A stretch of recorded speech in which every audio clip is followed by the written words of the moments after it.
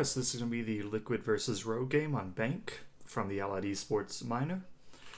So starting off with the bans, so Hibana is the first ban coming out of Rogue. So Hibana is banned on this map, not mainly because it forces it makes it so the attackers are a lot less flexible.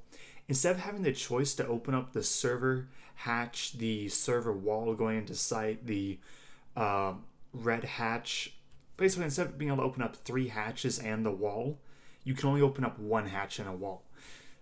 So this tells me that Rogue most likely is going to be playing inside of server, because you don't want to have, if you reinforce the server hatch, you can actually hold inside of server pretty easily.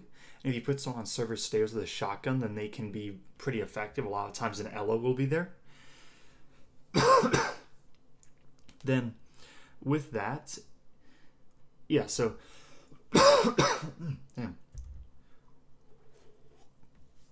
So that's kind of the purpose of the Hibana ban. It forces a bit more engagement and overall throws the downstairs into being, I'd say, heavily defender-sided, even more so than it is. Then Jackal's being banned from Rogue as well. That tells me they're going to want to do a roam game at some point, as well as they don't want to be giving up their positions in sight consistently, because someone's going to have to go and reinforce the hatch. So a Jackal on this map is really annoying to deal with, just because there are so few areas you can actually hold from. And yes, that's really it. If you a proper roam clear, you're not going to actually need a Jackal, but even with that, he can make life really annoying for any roamers or defenders. Then from Liquid, they are banning the...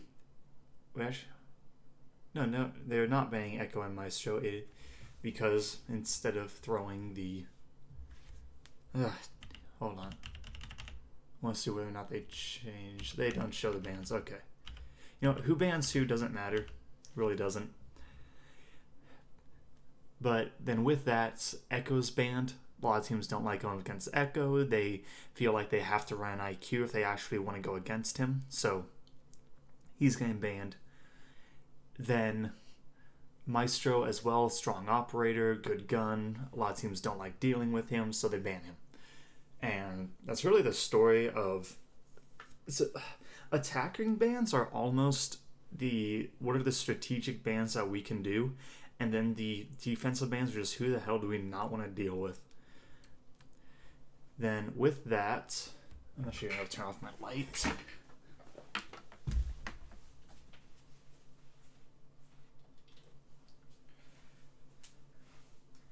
So with that, we then move on to the operator selection. So, Vertical shows Castle, then switches off to Valkyrie. So, that Castle is...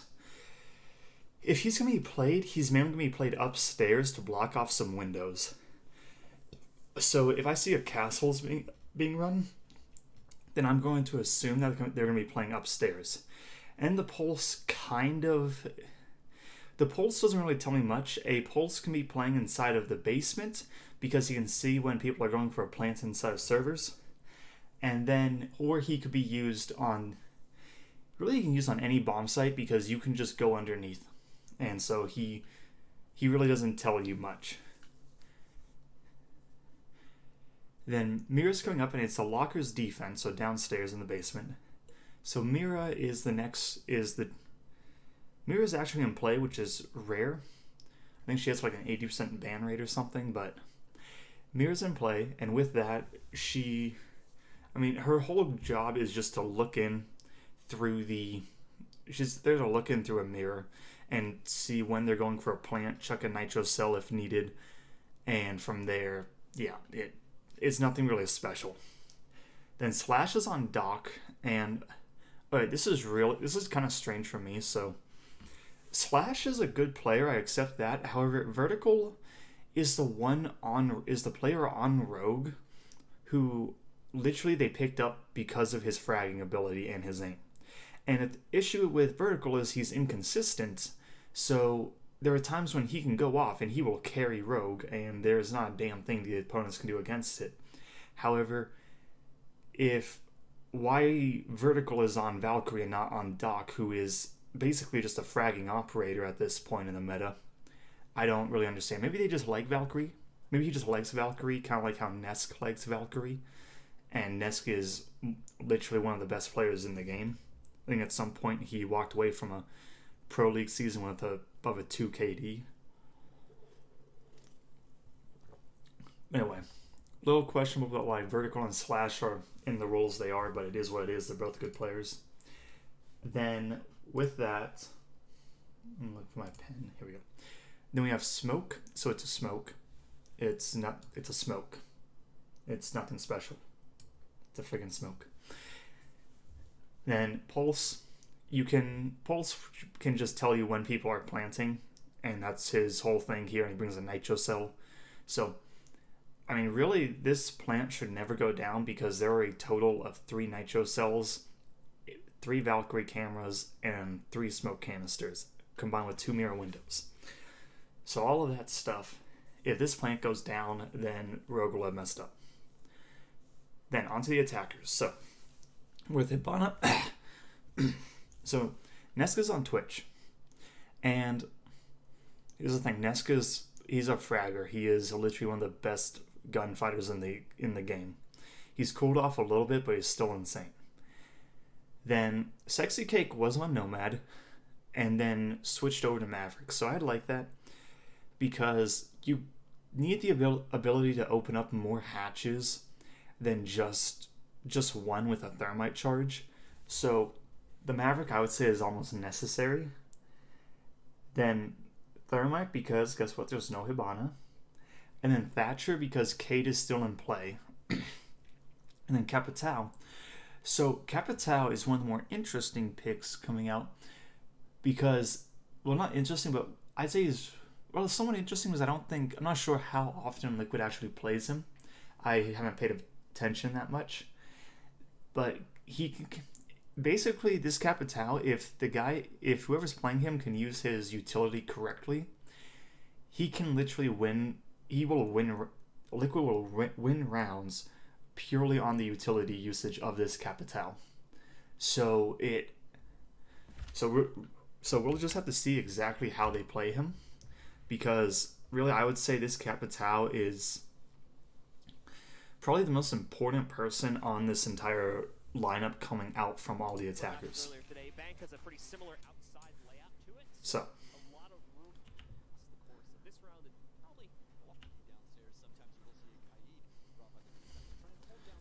mirror window's gonna go here, reinforcement.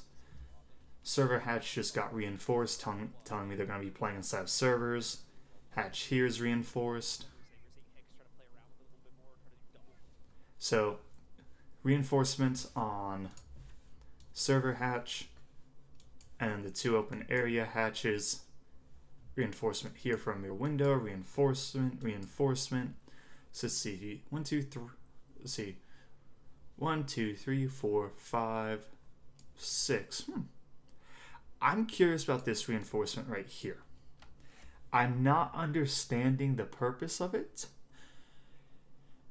My only thought about what it could be used for is to stop any angle from the hatch through the wall in case somebody wants to be playing here, which can stop people from dropping here because of fear that they swing out and kill and gun them. So with that, I would say that's my only thought about what this reinforcement could be used for. The one issue is that if the attackers take garage control, then this reinforcement becomes useless because you can't play here.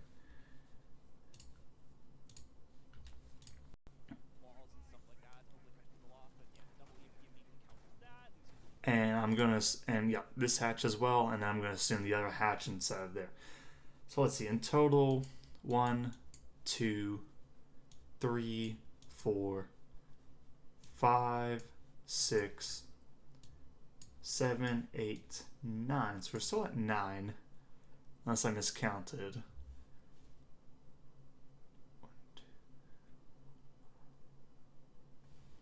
honest, I'm not sure where number 10 is. People, I think, are still trying to figure out Kaid and how exactly his role can more easily counter some of the attackers' counters.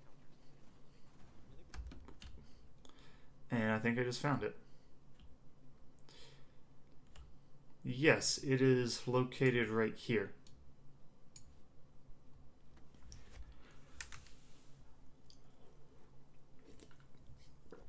I don't have a clue. I have literally no clue. My best guess is that the defenders don't want an angle where they basically just don't want this angle to exist. And that's my only thought. I really don't know. I've never seen that before. Sometimes I see a rotate hole here, which allows the defenders to rotate all around this area without having to go through main lobby where they can get a gun from the windows. Other than that, I'm not sure.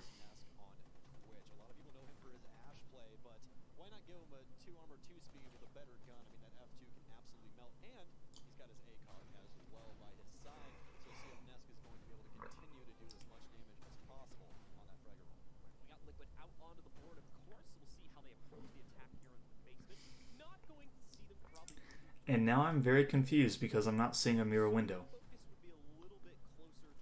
The default mirror window is on... Really? Well, right... Okay. This is bad coming out from shuttle because 45 seconds have passed, and if a rush had happened, and even if shuttle had managed to get here safely, but if a rush had come out from liquid and shuttle tries to put up his window, someone's just going to jump through that rotate hole and gun him down. Now, maybe they're scared about this twitch, and it's possible. However, if you're that scared of a twitch, then don't even bring the mirror in the first place.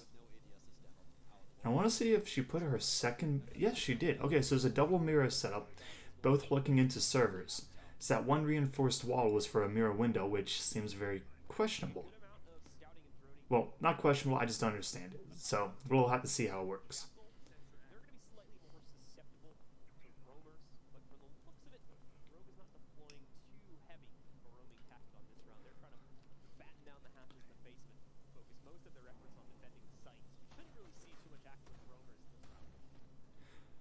Alright, so server hatch got opened by Thermite, and Vertical was playing on the server stairs. The moment that hatch got opened, he ran away. That's smart because at that point, he's going to be fighting by himself, and the MPX is not that good of a gun. And if you can make it work if you can hit the headshots. However, yeah, it's a pain to... It's not a very strong gun. So you don't want to be taking a lot of close range engagements where you're not sure if you're going to hit the head. So it was smart of him to just back off.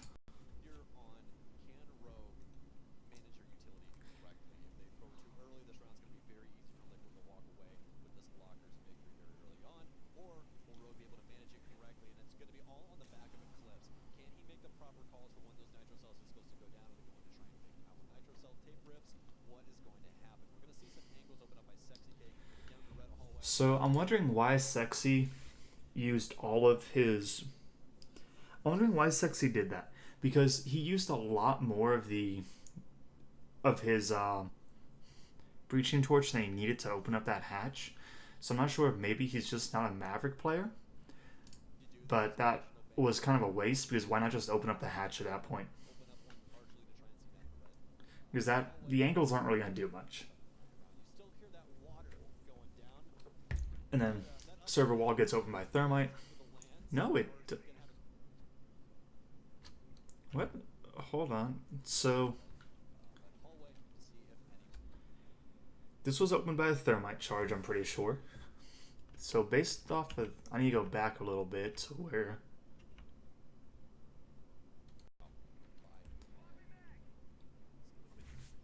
Doing a good amount of scouting and droning here, first of all.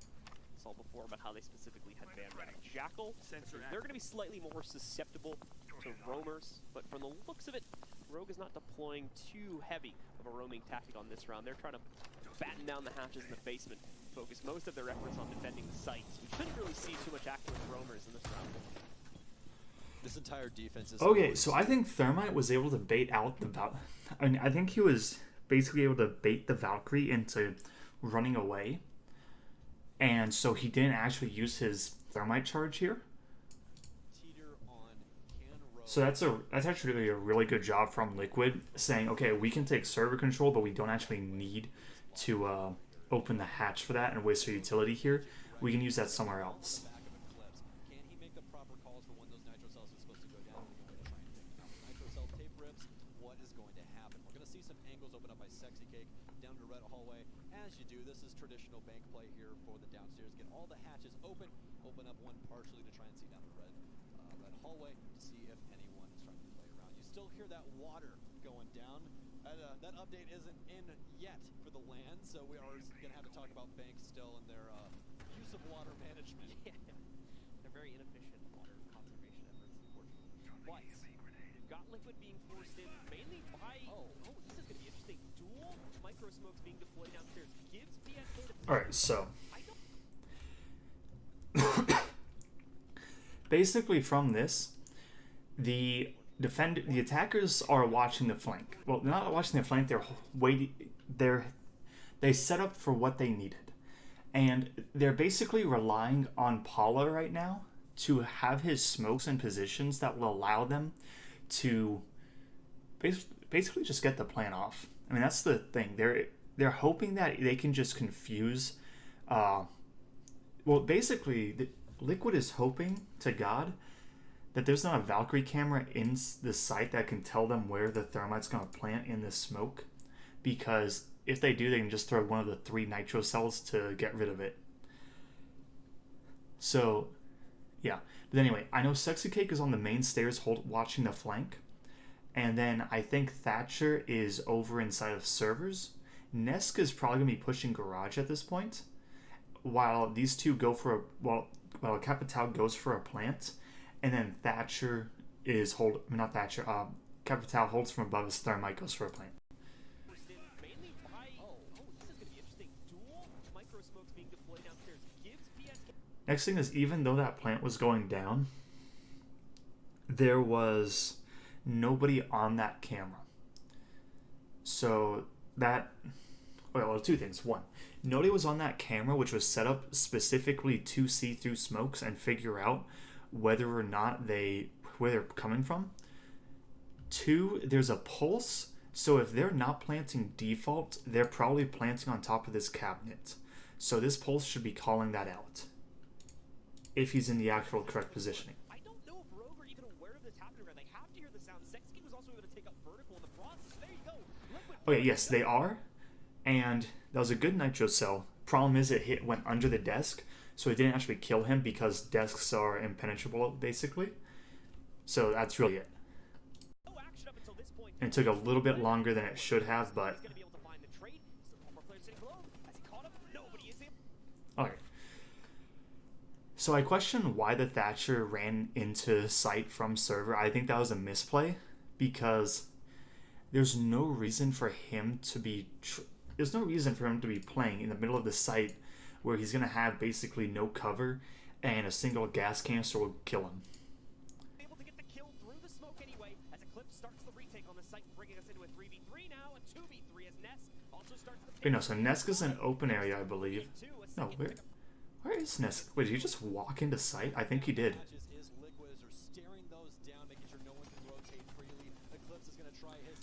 Right, so this was bad from Nesk. So yes, he got 2 kills. However, at some point you just have to say, well, the diffuser's down. Why are we pushing? Because yes, you're probably gonna win this round. However, what really, I'm questioning it. I'm questioning why I'm questioning why he was just trying to crouch walk around site and not just holding an angle. And yeah, that's really it.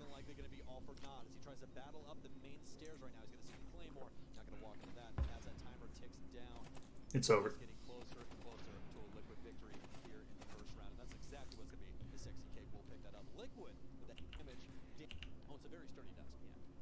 It's made of like titanium, palladium or something. I didn't know IKEA had titanium dust. No, apparently they survive an explosion like that, they need to. But I think seconds left, just micro smoke forces the way down. Alright, so next round, they're going basement again. Rose is going basement to bring the exact same setup. However, they're probably not going to let Liquid just do their plant again. Because that's really... The rush plant is something that kind of only works once. And after that, they're just going to start chunking nitro cells. With this new roster, you can already see it. They didn't even try and get the server wall open. They got the hatches open and said, okay, that's what we really all want. Throw smokes down, IGL call, we're going to get this plant down. I mean, sad that the nitro cell didn't land exactly where they wanted to. I mean, that's a little unfortunate because they could have stopped the plant. They had the information in enough time to be able to stop it, but ended up getting punished for that nitro. Liquid is also electing to bring the same lineup. As you might expect with PSK is just watching for a run out, even though it probably won't ever come at this high level of play. That is still a very good thing to do. And there is one of the run outs, so... see here, it's looking like Rogue took pretty much the same strategy. They're going to focus a large majority, if not all of their players on the basement itself, not really extending anyone out beyond that to try and waste Liquid's time either. They want to try to set up the same exact execute. They're going to have all the freedom in the world they need to do it again. As you can see, no one from Rogue is outside of the basement right now. Well, here's the thing about Bank. It's all about the information game. I mean, obviously, Rainbow Six in and of itself is all about the information, trying to feed it back to your team. But Bank, especially, is an information map. You have to have the... Right, so there's a roam clear coming out from Liquid, and I like this. They're doing the same roam clear. Basically, they just take the top floor, then work their way down. It's something every team does on Bank. It's nothing really special. Then Vertical is once again playing inside of server. I mean, the server stairs. However, this is something I disagree with because his gun isn't meant to be playing inside of here. Also, there's nobody holding inside of servers to back him up. So really, when this hatch gets open, the threat to the Valkyrie is that you can get shot from hatch and can't rotate out of the stairs. So at that point, you have to make the decision. Well, okay, here's the thing. 2 rounds in a row, Vertical has been playing the server stairs, and 2 rounds in a row, he boards up the door so he can't just have someone walk onto the stairs and gun him down. However, because of that, Thermite twice in a row has just had to put his charge down, and that's it. Vertical's out of there. So it's almost like he's not even playing in there, and Rogue is just saying, yeah, we're gonna force you to use that Thermite charge. And, you know, it may take you another 10 seconds, but, you know, that's what we want. So, at this point, I want to say that Rogue is kind of half-assing their server hold because they're not really investing in it when it comes to actual utility or just body count. Like, if you want to hold server stairs, bring an Ella shotgun. Like, that's it. That's what you need, basically.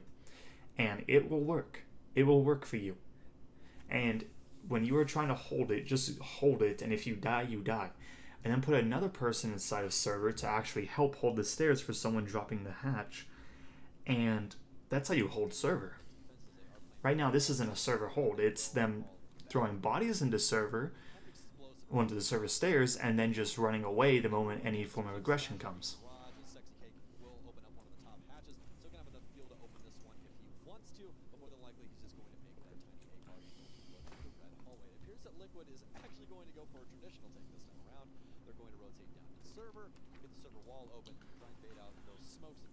So I'm pretty sure I saw Capital jump out the window he's about to go rappel into. And I'm questioning why he's doing that. That looks like he had some idea of what he wanted to do and then just said nah.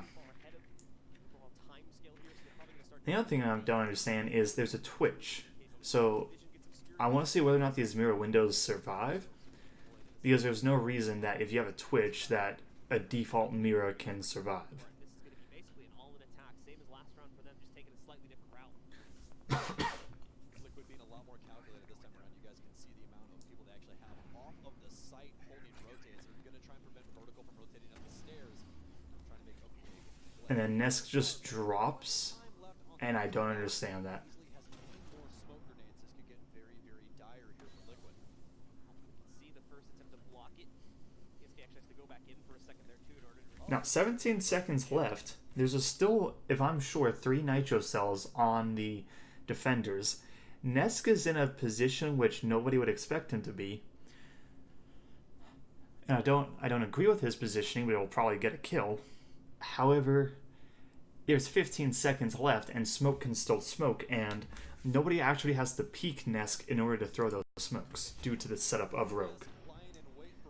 Now, Vertical tries to... Okay, this is the second round in a row Vertical has tried to rotate up these servers, up the main stairs, and twice he's gone gunned down by Maverick. He should never try to go for that rotate again because it's not going to work. Also, at 10 seconds, worry about stopping the plant, not trying to go for a flank.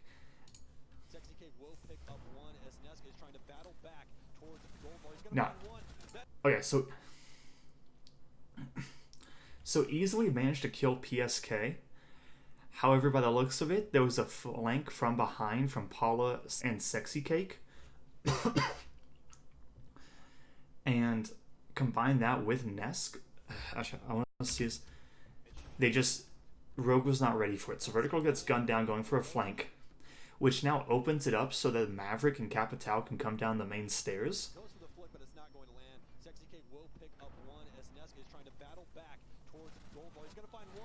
Okay, here's the thing. Nesk shot, so they should know his positioning.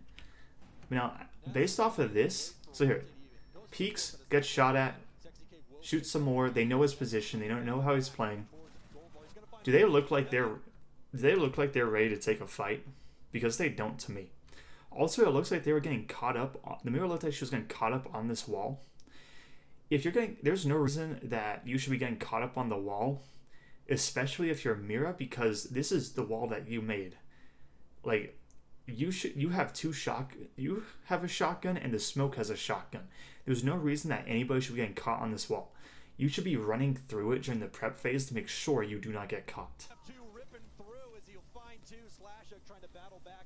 Now Moringa managed to pick up the bomb, and now this is a 1v1. So this is still winnable. Stat pad. Yes. Okay, that's kind of stat padding, but it's also smart from Slash, because there was someone down and he was giving information.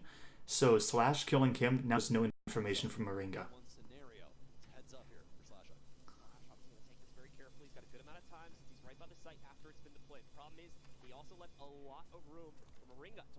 Back around, get his way upstairs. Now he's completely out of dodge for this. To be fair, Slash has a second here. Moringa's started to rotate that probably takes him to that half spot. We can try to tap this for a moment if he wanted to. There's the sound though. Moringa knows it's happening, tries to spam into it. It's actually a bit of a miss. But still, he doesn't really need to kill him here. He just needs to keep him off the diffuser. And so far he's done a pretty good job of that. And one more peek. Yeah, so when you're in a 1v1 like that, you basically you just have to go.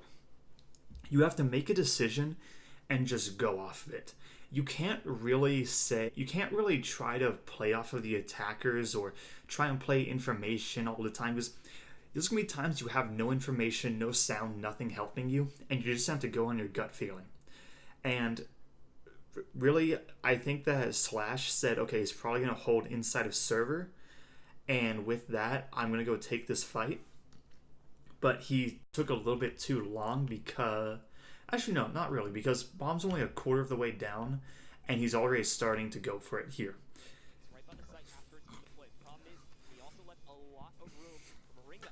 Well, it looks like he's expecting, if you look on as... Well, here so he's just checking all the angles now. So he's not 100% sure where he is. So I'm going to assume that Slash thinks that he's server. And I mean, it is what it is. That's the call he made. It was wrong in hindsight, but in the situation, it probably was the best. It's one of the two he could have made. The one call he could have made is it's either he's holding inside of servers or he's rotated up to open area, and I need to rotate up the main stairs over here and go and try and kill him this way.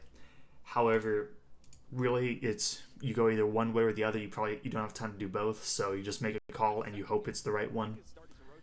And it just comes down to game sense and whether or not you make the right call, because maybe Moringa knows how Slash likes to it. Maybe Slash thinks he knows how Moringa likes to hold here, and then Moringa did something different, or maybe I'm going too far into this and Slash just that's what he thought was happening, and that's what he thought was happening, and it was wrong. And now Moringa is playing very passively here, which is really, really good from him.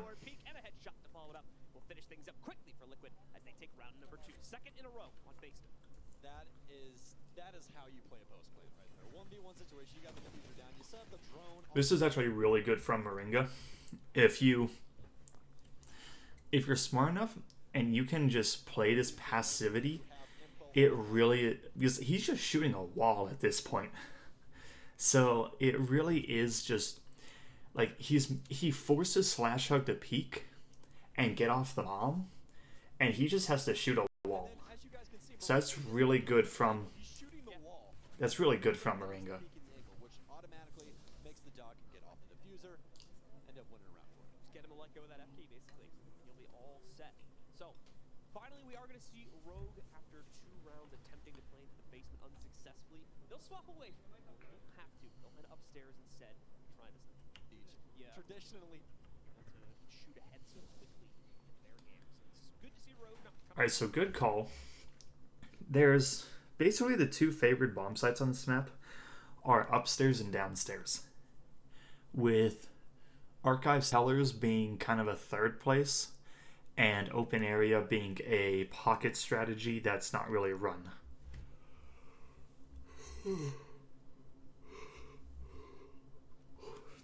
So with that, they elected to go upstairs.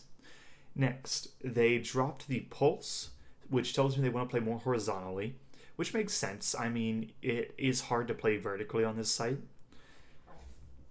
But then they are being a castle, which is pretty common. And then on the side of Team Liquid, they dropped the... Okay, so they dropped the... I know his name. I know exactly who I'm thinking of.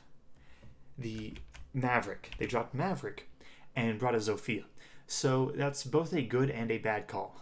Because if for some reason Rogue, which this is really unlikely of them, decided to go downstairs again, Liquid would not be able to open up the hatches they normally do.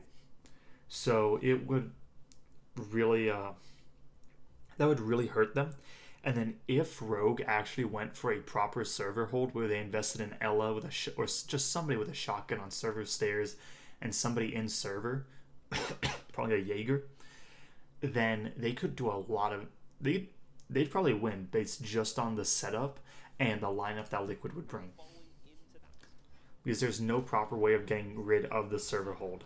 Unfortunately, clearly isn't working. yeah, and that Seeker just drank their go-go juice today, I guess. 'Cause they were on Mach 9, like just going full speed. I mean, again, having the entire team dead in under a minute does not happen that often in this high of competitive siege. Certainly not. Especially not from a team that just got booted out of Pro League, unfortunately. So They're looking good though. yep. Very, very good. Like I was saying on the desk, making a very good case. At minimum, be like a good land team. I'm really hoping Eclipse is not going for a spawn kill, because I just saw him run downstairs. Teams that are just either really good at land and really bad online, or vice versa. You know, kind of Okay, so Eclipse is here. No, he's not. No, I'm hoping it's vertical, that is. No. so you end up with that situation quite a bit more in FPS games. All right. Well, as we jump into round number 3, CEO office is going to be. What is this? Hold up. I think this is vertical. What? What is this? What is this? This is some of the most stupid positioning I've ever seen. So, what do you think would happen if somebody repels on the windows over here and somebody repels on the main entrance? Do you think that this rook can get out of here? Because they know his positioning, I think. I think that Sexy Cake has managed to join him out. So they probably know his positioning. And with that, I'm really, really questioning what is going on with this. Because this This is a really dumb spot to be. And if Vertical gets gunned here, then I will not be surprised.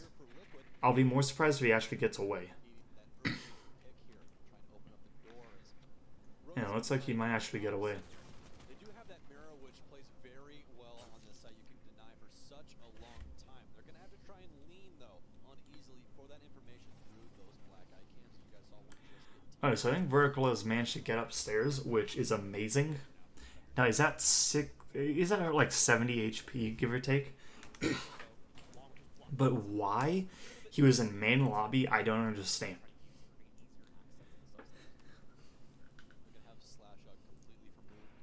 From the site as well as he will be rotating up blue stairs, but everyone else dedicated. They're going to let Liquid just sit and spin in the wind as long as possible. And waste I think both mirror windows just got opened. on deck. They do have those two nitro cells easily, and Shuttle both having one of those. But you have the ACOG brothers, as we like to call it, Bert and Eclipse, both on Doc and Rook. So we'll see if that works out. They're trying to contest these windows here. Vertical just wants someone to peek him. When you're on this site, And he gets the peek and just misses some shots.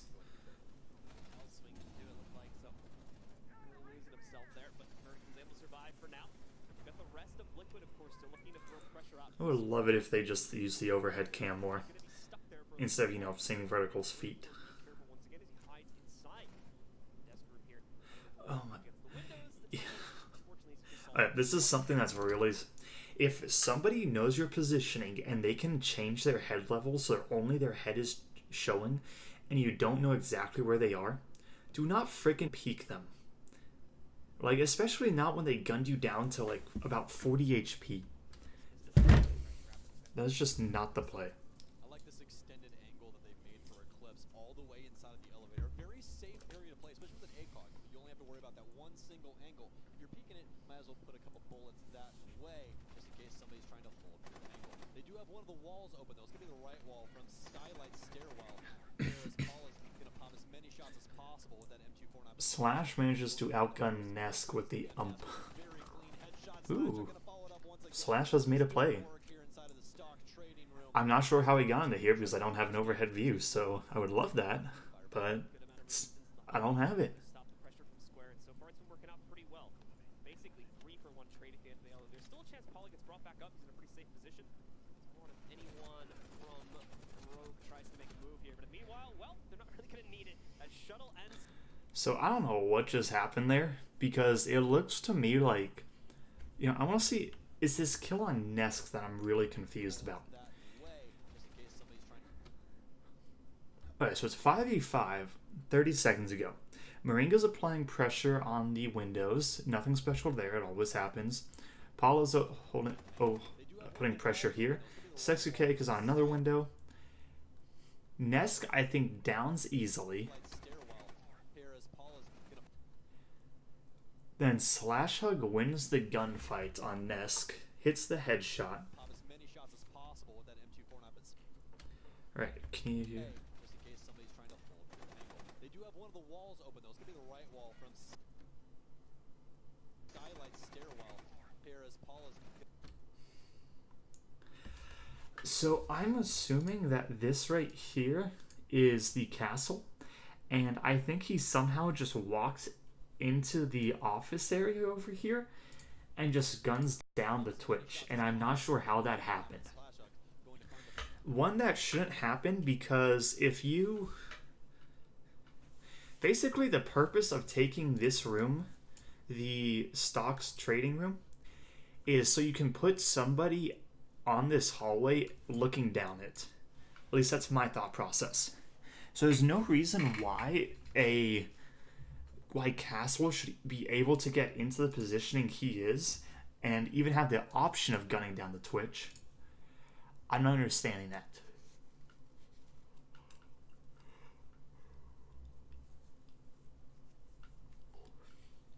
And then from here, First gunfight is going to be on Nest with a very clean headshot. Slash are going to follow it up once again. PSK gets gunned. Here inside of the stock trading room is going to continue to try and do as much damage to Team Liquid, but Moringa finally going to fire back. Good amount of resistance in the hallway here again to stop the pressure from Square, and so far it's been working out pretty well. Basically 3-for-1 trade at the end of the hour. There's still a chance Paulie gets brought back up. He's in a pretty safe position. And now he peeks knows this, knows Slash's positioning, dies, but because he hasn't picked anyone up, because from the... So one person is down right now, which means if he picks up this person right now, it can effectively be a 4v3, and that's winnable. But he peeks, so now it's effectively a 4v1. He knows Castle's positioning, continues to shoot, and loses the gunfight on a freaking castle. This overall just looked like a very... It just looked questionable, the entirety of the attack right there. I can't say that. It looked more like one person wasn't in their proper position, and because of that, Slash managed to capitalize on it, and from there, he managed to get 3 kills. Because there's no reason a castle should get 3 kills. Traditionally speaking, it's a very dangerous area to play, especially with a well-coordinated team. So I'm very surprised that Liquid didn't try and rotate somebody outside to contest him on the balcony. But I guess Paul just came in too little, too late. One day we'll have a proper camera system, and we'll be able to go and see everybody's perspective no matter what. But that day sure as hell isn't today.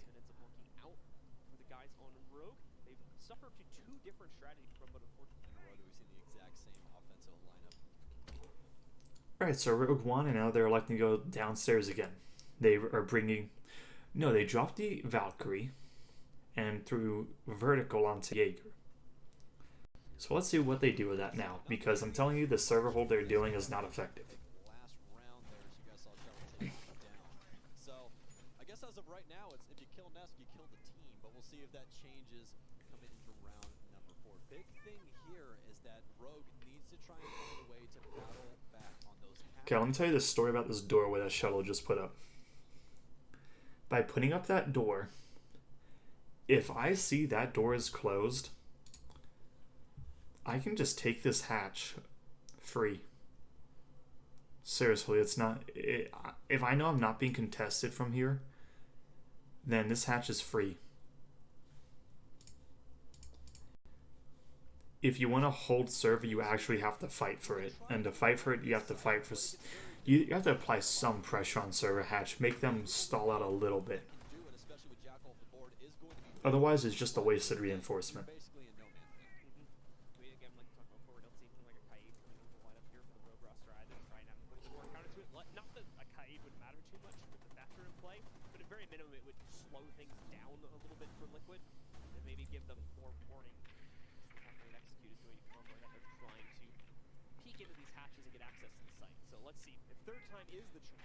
I have never seen anybody hold the office that was just droned out on the main lobby. However, I like that they are droning it out just to be certain. That's just good drone work, because even though nobody in their life has ever actually held in there, they still are not going to just assume it, and they're going to be 100% certain it is clear. Oh my goodness, Sexy Cake almost getting his head ripped off there as he's sitting out in the daisies, putting a claymore down, but gonna have a little bit of a scare from Eclipse here on main stairs. He notices it though, backs up very quickly. Deploying claymore. You attempt to try and push back up. Rogue does, but don't really commit to it too far this time. So the claymore's down, and same as the last 2 times we played on this site. Here you go, Sexy Cake just gonna open up as many hatches. Oh yeah, they bring Maverick again. Partial second one. So line his team up to start putting some pressure, or at very minimum, start to get some intel as to what Rogue setup looks like. This site, here you go, Sexy Cage just gonna open up as many hatches as he can, or at least the one and then the partial second one. So line his team up. So fuck the wall. Putting some pressure, or at very minimum, start to get. So, I'm hoping that this is just a visual glitch, because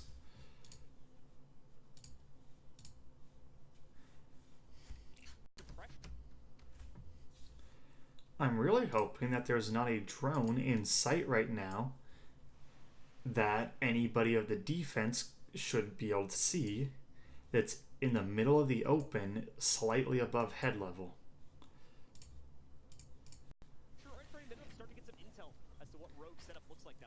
I'm hoping it's not, because if two members just walked by that, then that's bad on them. All the way back in a very safe territory. You don't have to be in the hallway where you can possibly get capits out. You're all the way back in the other side. Very safe hit bomb. But as we've seen already, Liquid have a pretty good idea of how to get an execute gap on this site. That's exactly what's going to happen once again. Plenty of time to bait out as much utility as possible. If Moringa popped a bullet through that wall right now, So minute 12. Yeah, so minute 12 is left. The wall has been opened, and it looks like Liquid wants to go for their push. Now, I really wish they just used the overhead camera, because right now I can't see what's going on. I see Paula, Nesk, and Moringa, but I'm not sure where the other two are. Sexy Cake is probably above as well. Yep, there's Sexy Cake above. So Sexy Cake is holding the red hatch, while Capital, if I'm sure, is holding the closet hatch. Yes, so here's the thing. I don't understand that really, because it looks, to me, that seems like a waste of people. Because this Capital can stop anybody coming from the doorway that Sexy Cake's above using his fire. He can also burn the mirror window, so it's not going to be too necessary. So right now, I think that the Sexy Cake can be doing a lot more for his team if he... I think it's just in a different position. Now, Twitch gets one of the mirror windows, which is the main one you needed.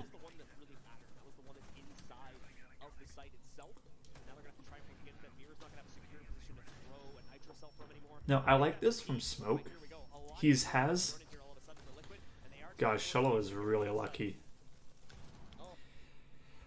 Okay, so Shuttle, he managed to actually get the kill, but he is really lucky that he didn't get gunned down there. Now, so for Smoke, what I'm talking about is I like how he has a pre-placed position and knows the curvature of the smoke canisters so that they will land exactly where they need to.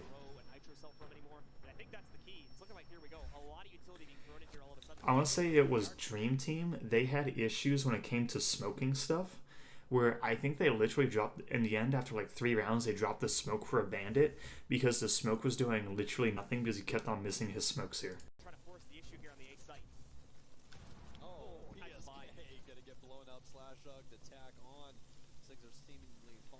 Now Slash just killed Nesk, so Slash was holding inside a garage. Now I want to know where Slash is now, and I want to know where Moringa is, because Moringa's the Thatcher, and Thatcher was last seen over here.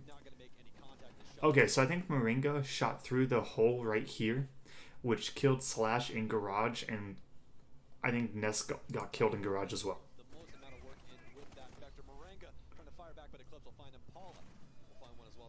So now they put 3... Okay, so they had like 3 people upstairs, and then with that, they decided to give up all that control. And now everybody's downstairs.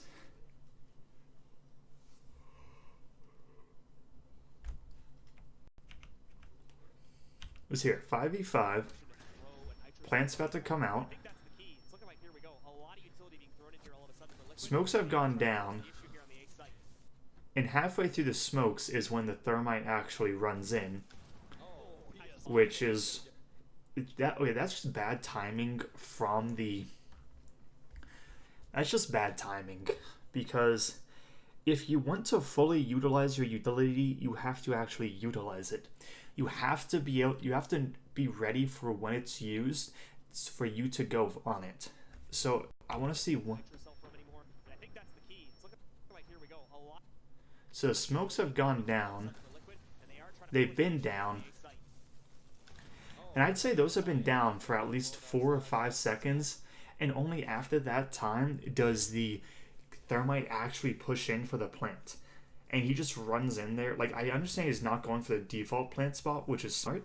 However, let's see, I want to see. Yeah, so the smokes have cleared now.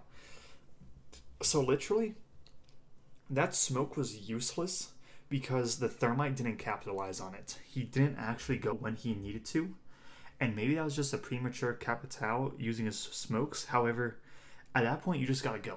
Even if you're not 100% ready for it, you have to just go because that is your job as the planter. The Nestrat gets gun trying to come in through garage. Now 4v3, no top hatch control. Moringa just walks into the middle of the site and gets gunned down because of it. Don't walk into the middle of the site if you want to apply cover.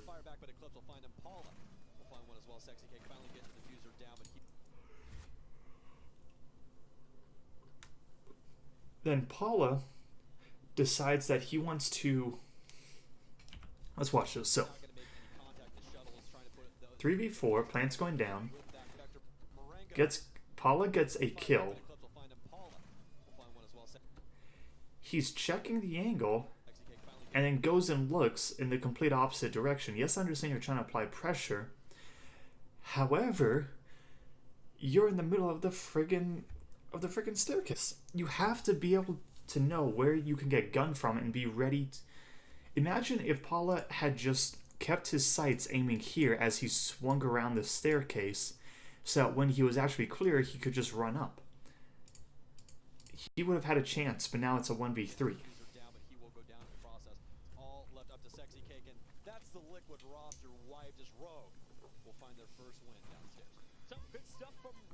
So the entirety of this, in my opinion, was Nesk went for the same flank that he always did, and Slash was ready for it, so he got gunned. The Thermite then fucked up the plant, and then based on that, the other three members now had to all go and do other people's jobs in order to actually get this win. And it didn't work out. What is that grip? What is that grip he's using? Liquid still has that false sense of security of being able to play into the same type of strategy, but now it's on the execute where Rogue are finding much easier capability to actually cut this. So now for the interesting one. So Rogue has won the past 2 rounds, so now they have to go to one of the more off-site locations, and they elect to go to Archives Tellers. So the thing about Archives Tellers is it's held almost the same way as if you'd hold open area, where you have 2 choices. You either 1, hard hold above, or 2, you hard hold the open area. What I mean by that is you either are playing a horizontal roam game, which incorporates basically all of this area, or you just send 2 or 3 buys above and hope for the best. Now, I personally like doing the horizontal hold, because a lot of teams aren't ready for it, and if they have gaps in their attack, you can capitalize on it and go for a flank, where, let's say you're holding open area, well, they're trying to push you from main lobby. Well, if they want to push you from main lobby, they may have to worry about a flank coming from here. If they try and push you from skylight, then you can go and hold an angle through kitchen, cross angle there. You could have a rotate hole here and here, so say if you're spotted here, you can then rotate all the way back to site. You could rotate theoretically all the way around here. And there's a lot you can do with a horizontal hold if you do it correctly. The problem is holding open area because of the 2 hatches in there. I legitimately think that if they just change the hatches for open area, basically just removing this one, and, legitimately if they just remove this hatch and remove the one over there, open area would be a really viable site, in my opinion.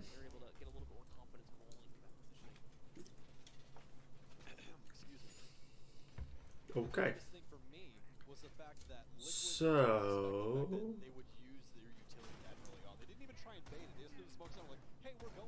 Okay, so it's a hard hold above. And it looks like they're also going to be playing in open area a bit,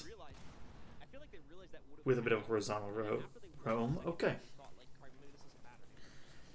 Anyway, if you can't understand it, let me go back. The magical purpose of the mirror window right here is to stop these 2 windows from being jumped into, and that's it. That is the whole purpose of this one mirror window. And I disagree with that. I think that is a complete waste of utility when it comes to a mirror. I think that if they literally just... Okay, here's the thing. You're not going to jump in through these windows if you're applying proper pressure in this general area, because you're always going to be worried about getting gunned down from somewhere. Maybe from here, maybe from there, maybe from there, maybe from there. There's a lot of different angles, so you're kind of on an island if you rappel in. So I think this mirror window is really redundant, and it's not going to actually do much. And it would have been better to put it here, and then have somebody playing over inside of the elevators, because then you have a crossfire on here. They then are going to be scared of trying to walk in through here. And then if you had put someone up here, then they're going to be worried about coming in through these two walls. So I disagree with this mirror setup.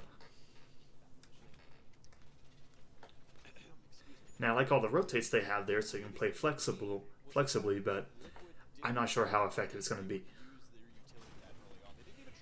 Then open area hatch here gets reinforced, which tells me that that tells me that Rogue at some point is going to say, okay, screw upstairs, we're dropping down, I'm going to hold open area, play horizontally, and that's going to be the end of holding upstairs. But the point of holding upstairs is purely to just waste some time.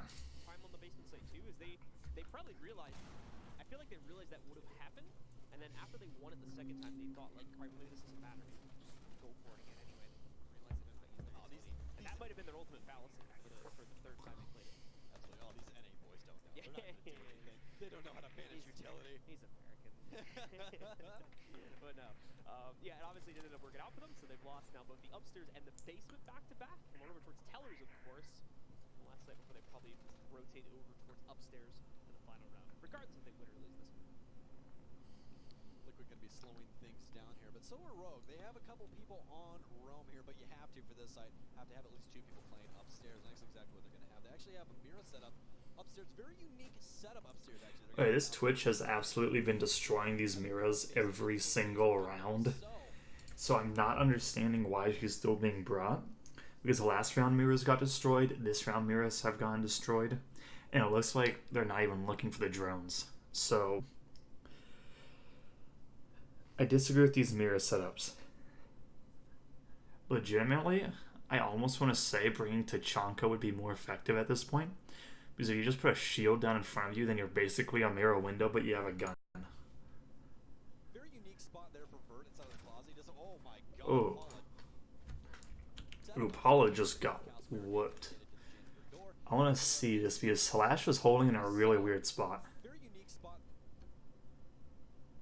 Okay, yeah, so basically, this was an oversight from Liquid. So if you're ever taking upstairs, yes, you have to apply pressure. Oh my god, what did I just do? No, I don't want that. Thank you. Okay, so you have to apply pressure through this door. However, in order to be sure, you have to also put someone on Skylight to make sure Skylight itself is clear. And if they had just put one person on Skylight, it doesn't matter that it's a Vigil with his ERC-7, you know, his Vigil ability, whatever you want to call it. They would be able to just see him, and they could have gunned him down really, really easily because he was in all honesty, a stupid spot.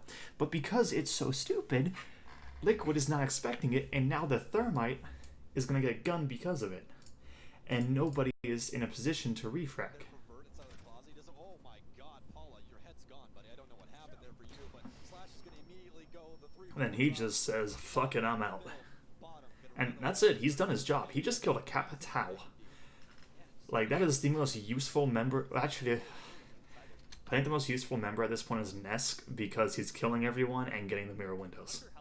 So the second most useful member of Liquid.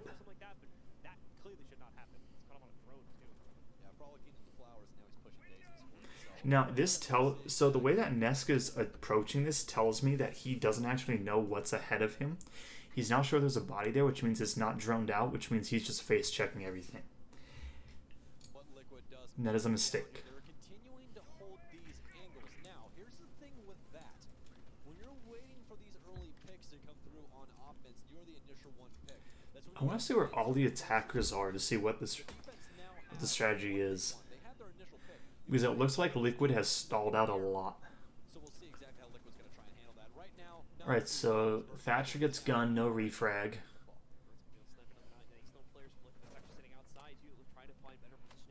And then Neska's a one shot. It's not working out too well. To be fair, they've been able to work their way in. Do not drop this. Please do not drop this. Force them out of the second floor for the most part, but they've also got a 5v3 advantage while doing this.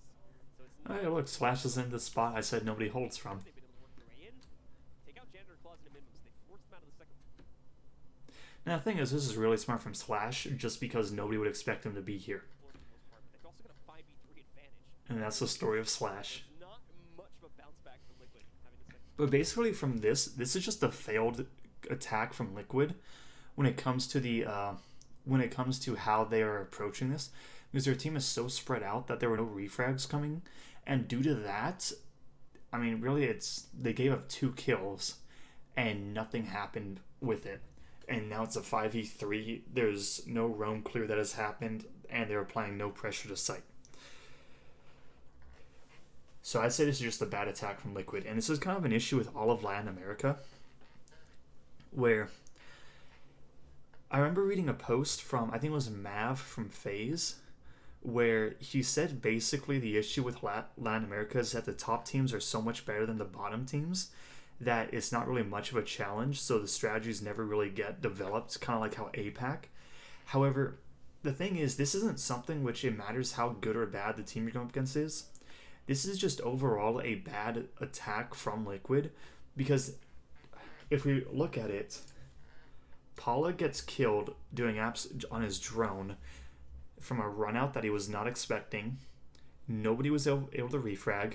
Moringa gets killed by vertical, no refrag coming out. Neska's face checking everything, and now he's at 20 HP. And then PSK, after these two were gunned down, goes to try and help over by the skylight. And I'm not even sure where Sexy Cake is at this point. Second floor here, but they really can't do anything with it, probably because of A, a lack of intel, and B, a lack of players. Exactly. I mean, even look at the setup upstairs for Rogue. They have Alright, so there's Sexy. literally everywhere. You can drop hatch, go back to site, or drop hatch and drop He's hatch face checking. all the way down He's not sure if it's clear. side of CCTV and rotate back upstairs from one of the staircases. He's probably just going to assume it's clear. There's so many different ways for these Rogue players to rotate around. I mean, the information right And he now wasn't even sure if that was a teammate or not. He then doesn't, he's face checking, gets gunned down because of it. Eclipse then guns down another, it's all left up to Nez, not very much help. and he gets gunned down. Side, but Shuttle does not give a care in the world as Rogue will walk away here on that. That was just a really bad attack. That's all it was. I mean, you can... This is a kind of an issue that Liquid has. Well, not Liquid, but like a lot of teams that come from APAC and LATAM, because they are so used to doing things the way they want to that when it doesn't work, they struggle to adapt. And this is kind of just over, and because of also the region itself, they have their own unique strategies and playstyle that comes out, and it's not working here. Like, I would say that based on this map that Rogue is going to win this, not because just because Liquid is not a strat heavy team, in my opinion. Most of Latin America is not, with, I would say, maybe the exception being somewhat FaZe, where they play more with a strat heavy. They play more strategy based than anything else. However, really with that, Bank is a strategy map. It's one where you have to have a good attack strategy and a good execution. And if you don't, you're going to get gunned down on a lot of attacks like this. Try and find some type of pick, but nothing was being presented to him. And despite that, with Rogue, like you were saying, Rogue were everywhere. They had so many roads. You know, I'd be expecting Rogue to go a bit more roamer heavy, because they just did a roam and it was really effective, and Liquid could not answer it. So when Rogue has basically sat in sight, Liquid has won, but when they actually start doing stuff, Liquid struggles. Rogue with a perfect round there, especially off the back of that strat. Very, very good. Cheeky little 6 pick. It's probably not going to surprise too many people there on the top. I'd love to see the 6th pick, but it's not going to happen. Rogue seems to be awake now. They're fully awake. Like, okay, Okay, so changes coming out. now let's try and run this back.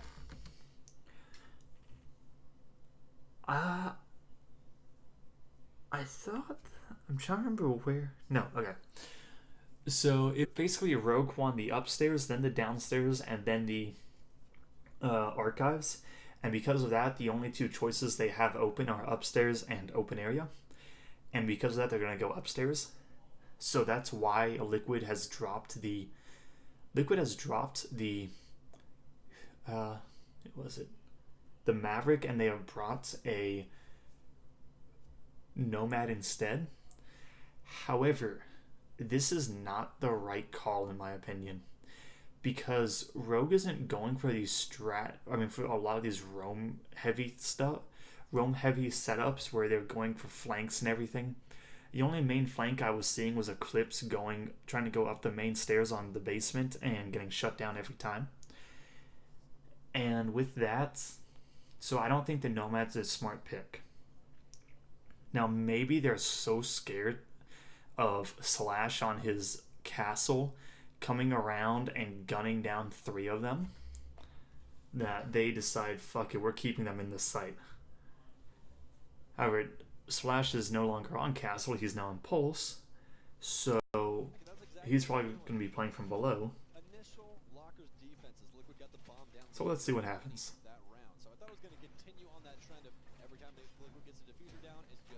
So Nesk's drone is in the basement and he's a Twitch.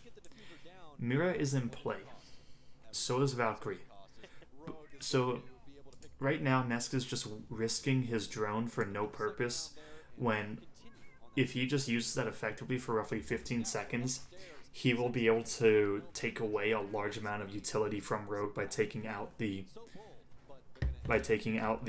mirror windows. Now, this is also a bad job from Sexy Cake, because if you watch him, he just runs out here, it doesn't check the windows, isn't pre-aiming anything, and because of that, if somebody was there with a spawn kill, he would be dead. That's just a bad oversight from Sexy Cake.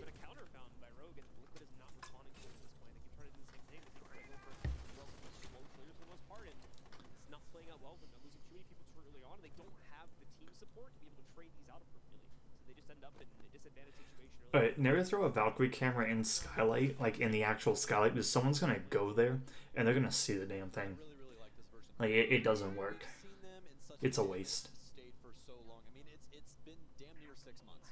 You know, they've been in such a bad state, and now they're starting to come back. You can see the information gain for them has been massive, especially with Slash Rogue rocking that Pulse right now. I mean, being able to give constant info back to his team at all times, something to be respected. As Sexy Cake's trying to find through the wall. They know he's there, but don't have a ping on him just yet. Oh my goodness, a couple tracers gonna go through the wall there, but it will attack on the Slash, but not gonna be enough to be fatal. Does find his rotate as he will set up one of those, or his last air jab, so he will get that little bit of a notification. Alright, so Sexy Cake throws his air jab down. They're trying to do a roam clear, but you can't really effectively roam clear someone from below when they're above, because you can just get shot. You can just get shut down really easily. So he elects to just use, because I mean, all it takes is one person dropping a hatch and bam, you can't stop that as an attacker unless you want to invest a body, but you're never going to invest a body doing that due to, I mean, you can't. You don't have the man advantage. Well, you're going to be giving up the man advantage if you do that, and if you don't drop, then, well, it's useless. So, yeah, you really can't effectively roam clear these two downstairs. Now, you still can if you put your entire team going for it. However, I'm going to assume that Liquid isn't going to do that. Next, Sexy Cake is using his last air jab on this rotate hole, and then he just runs away. So what happens if that air jab goes off? Is anybody going to be able to capitalize on it? Because I don't think so. I don't think they are. Next, this is bad from Nesk. So, if you look at this, he opens up, he jumps down, opens up the window, peeks the door, reloading. If somebody from Rogue had gone aggressive and just went and peeked that, dead Nesk.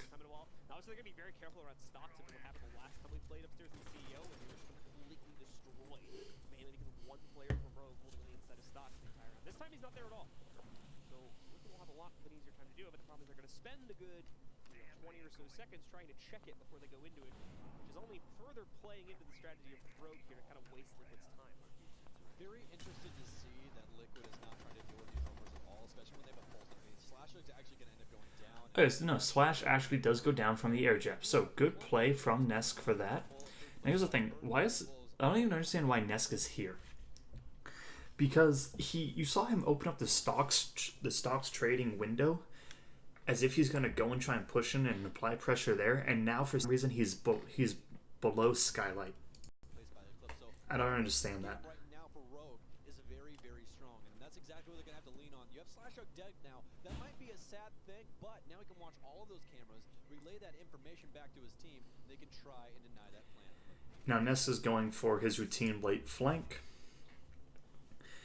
He has done this every single round so far. And I know that Rogue has a camera inside of the lobby. They've gone to it a couple of times. And knowing that there's a Valkyrie, and then Nesk should not assume that he can just walk upstairs for free. And he assumes that, and he just gets gunned down. So that is not the play from Nesk. That is a wasted death. He literally could have just stood over here and could have done more. Now, why Moringa's still on the roof, I don't understand. Because once you're in Skylight, you don't actually have to, you can't really be applying pressure from here unless it's like a post plant and the bomb's down, say in that corner or over here. And you then from Skylight, sure you can. Or if you're trying to actually hold a flank there. However, that's not too effective. And please do not try and repel in there, Sexy.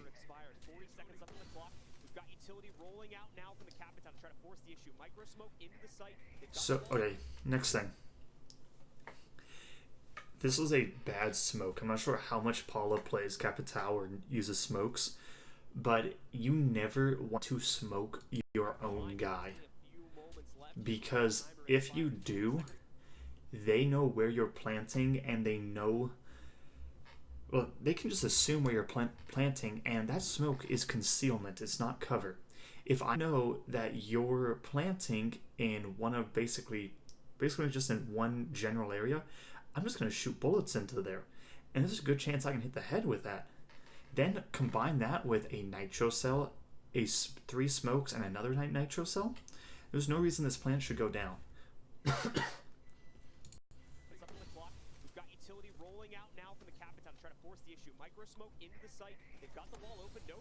There we go. So, very bad job from Liquid when it comes to the actual plant. If you want to smoke these sight lines. Smoke where the enemy is going to be peeking from. Because if you're smoking yourself, you're just hurting your team. Because all you have to do is throw in a nitro cell. Still leaving a one-man advantage over to the Rogue roster. And most importantly, the diffuser on the ground. Nice little peek at a crop for Eclipse, but it doesn't get him a kill too quickly. Moringa's still alive, and he's going to be able to pick up another frag against Shuttle, opening up the possibility for Sexy Cake to plant. Eclipse moves in, takes out Moringa, and now we're down to only one who will also follow. And now it's over. So let's see. It is a 2v3. Let's see. So in this situation, it's now a 3-on-2. But let's go back 10 seconds. Okay, 4-on-4. So what happens? Nitro Cell comes out because you are planting in a default spot and you smoke yourself. Okay, here's the thing. I don't understand how this is allowed. I don't understand how Liquid actually... The reason they're doing this is that they actually practice this. And apparently this works. So how this works in their scrims, I don't understand. And I really don't. Because all it takes is a single nitro cell. And nitro cells, their range is increased. You can easily get a kill on them. I mean, you can easily throw them. You can throw them pretty far now. So it's not a... I mean, this was from a year and a half ago they made the changes. So I don't understand why this is the thought process with what Liquid is doing. I really don't, but... Then Moringa manages to refrag onto easily the smoke. Then it's instantly refragged from Eclipse. This is really good from Rogue. Then... I don't know what this person is doing here. You're not helping the plants in the slightest. Easily, but Eclipse will strike back too, still leaving a one-man advantage over to the Rogue roster. And most 20 seconds to go. Nice little peek at Eclipse, but it doesn't get him a kill too quickly. Moringa's still alive. Moringa then manages to kill Shuttle. Not sure how, but he does. Gonna be able to pick up another frag against Shuttle, opening up the possibility. Then a flank comes in from Eclipse Takes out Moringa, and now we're down to only one who and gets 2. Alright, show me the kill cam. Last round of the half, making it 4-2 now at halftime. That MPX doesn't do too much damage, but I can tell you what gun does. It's a Golden Desert Eagle. Thereby Eclipse will pick up that last kill. So, Rogue coming out Show me the kill cam. Yes, I see their pretty faces. Are you actually not going to show me this? Really? Really? Really? Wait, hold up. Wow, okay. Well, basically, that was just a bad attack from Liquid, and I think this is kind of falling into their reason why they are a relatively weak... why they're a weaker region. Technically, Liquid has... APAC has technically won a Pro League season. I think North America has only won 2 in total. I think Europe has won just like 90% of them. But Liquid overall, Liquid LATAM overall gets killed a lot of the time because of their strategies. And right now I'm seeing, like, I don't understand what they're doing. And it just doesn't seem to make much sense to me. But anyway, side switch, it's 4-2. Rogue is bringing literally the exact same lineup, except they dropped a... Who did they drop? They dropped the... I'm trying to remember who the 5th was from Liquid. Because the Capital, the Thermite, the Maverick, and the Thatcher are the same.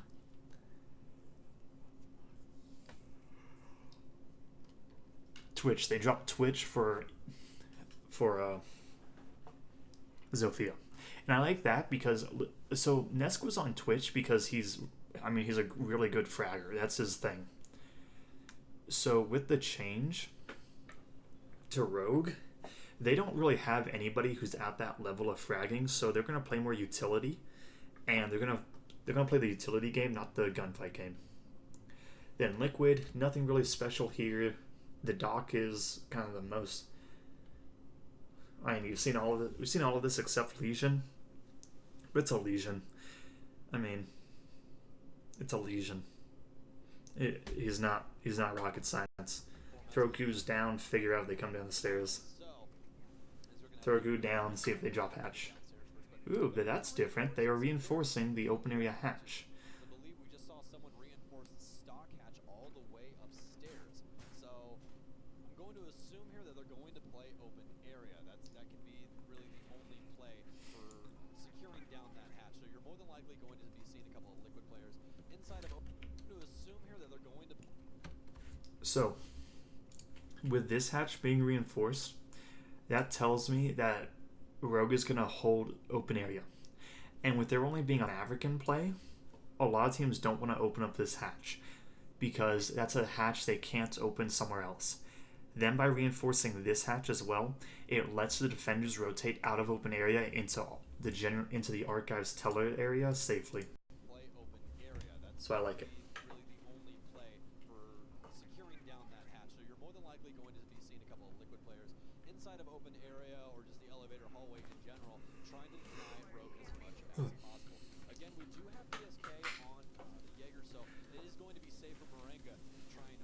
I want to go back to Moringa.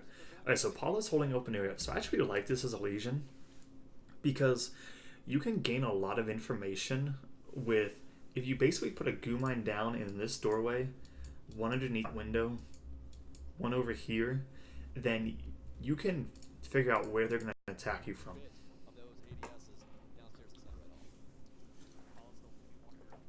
And I disagree with this push. Now, I like that Vertical and Slash are over here working to clear out the top floor. However, I disagree with what Slash is doing right now. So this is, to me, a bad strategy, because if I know that this is how you do your roam clear, I'm just going to invest 2 bodies upstairs, take the 2-on-1 on vertical. Now you're down a man. You still have to deal with the roam clear, but you've also lost your Thatcher. So it really is not a. This is not a good roam clear. Like, yes, he's getting vertical is getting droned in, but all it takes is put him in a 2-on-1. He's probably gonna lose it. Like, I mean, it's the way it is. I mean, you can't. Nobody has aimbot.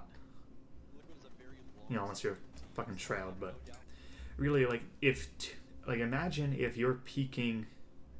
Yeah, I need to get a better. Alright, so this is really bad from Paula. Paula, this is not the play. This is not the play. Holy shit. Okay.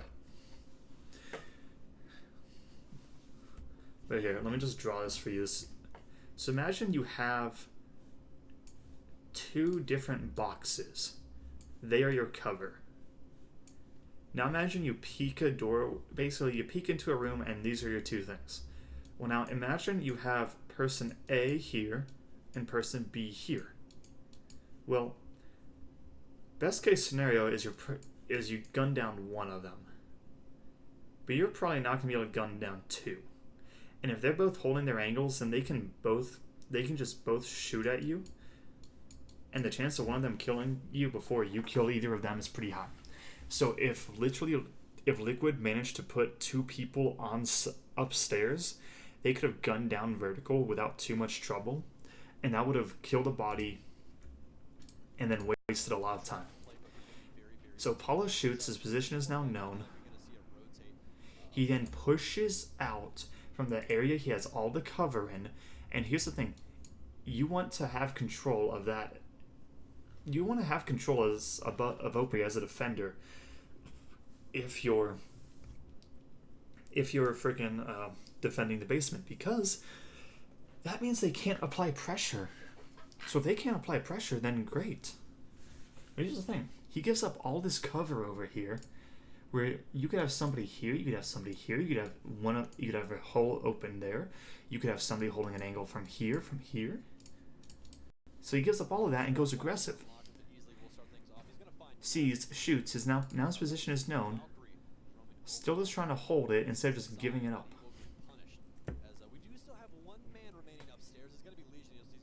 Pushes more, wins the gunfight, but that was not the play. I'm going to tell you that right now. That was not good from Paula.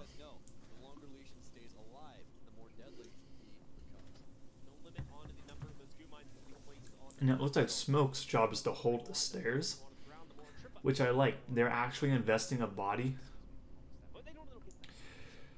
Okay, so this is kind of the okay, here we go.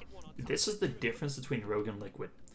Rogue invested a Valkyrie who ran away the moment any pressure was applied. Moringa said, fuck you, I'm gonna win this gunfight. Peek me, bitch. Oh, you didn't even peek me? Fine, I'll peek you. I'll win this. I'll win this fight. And this was, oh my god, what are you doing?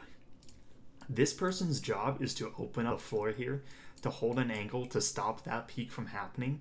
So why that person wasn't doing that, I don't know. So here's the thing. This person is basically the reason why Slash just got gunned.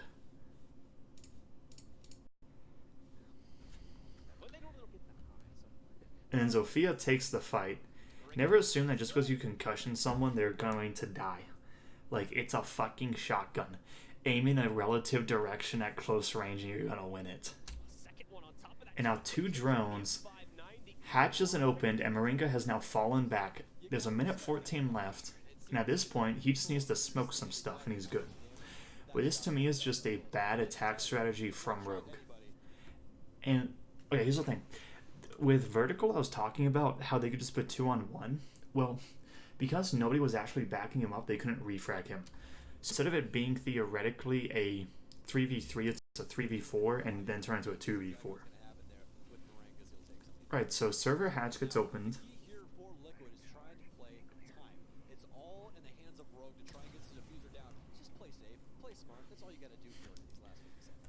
Sexy Cakes hears the explosions but trusts his team, so he's not worried about it. He has one job, and he's going to do that job to the best of his ability. Work their way in. Shuttle specifically trying to work his way in through the garage. And that's going to be difficult. He's got a long-standing 1v1. He's got Paula waiting right around the corner, just by the dock to try and swing out against him here too. All right, so this is good from. This is good from Sexy. That's going to be difficult. He's got a long-standing 1v1. He's got Paula waiting right. When he's in cover here, he's holding behind this wheel. The reason you do that is you can actually get shot from underneath here. So these wheels are actually your only form of cover. So this tells me that Sexy knows this map and he knows where he can hold and can't hold. So that's good on him. And then Paula, he says, okay, my buddy just got shot at. I'm going to go back him up now. Maybe we're going to do a double peek. Let's see. And now a Valkyrie cam. And 2-on-1 loses the gunfight. Doesn't even pay attention. Like, here's the thing. 2-on-1 gets peeked at the same time. Doesn't even get one of them. Kind of the issue with Rogue at this point. But then here's the thing. I love how Rogue has run... I mean, I love how both teams have run a Valkyrie every single round, basically. And nobody has elected to bring an IQ.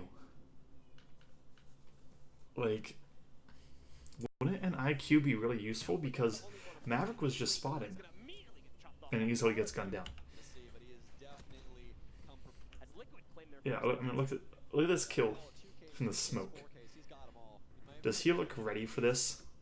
Right, never mind, this is the wrong person. Does Slash look ready for this? I don't think he does.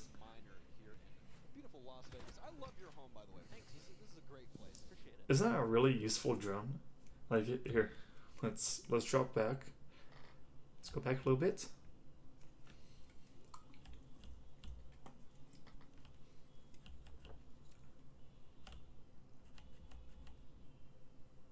Where's the drone? I know there's a drone. There we go.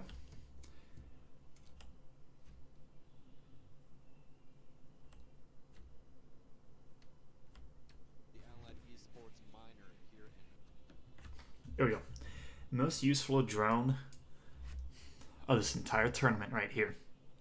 So, your buddy just got gunned from this doorway about 2 seconds ago.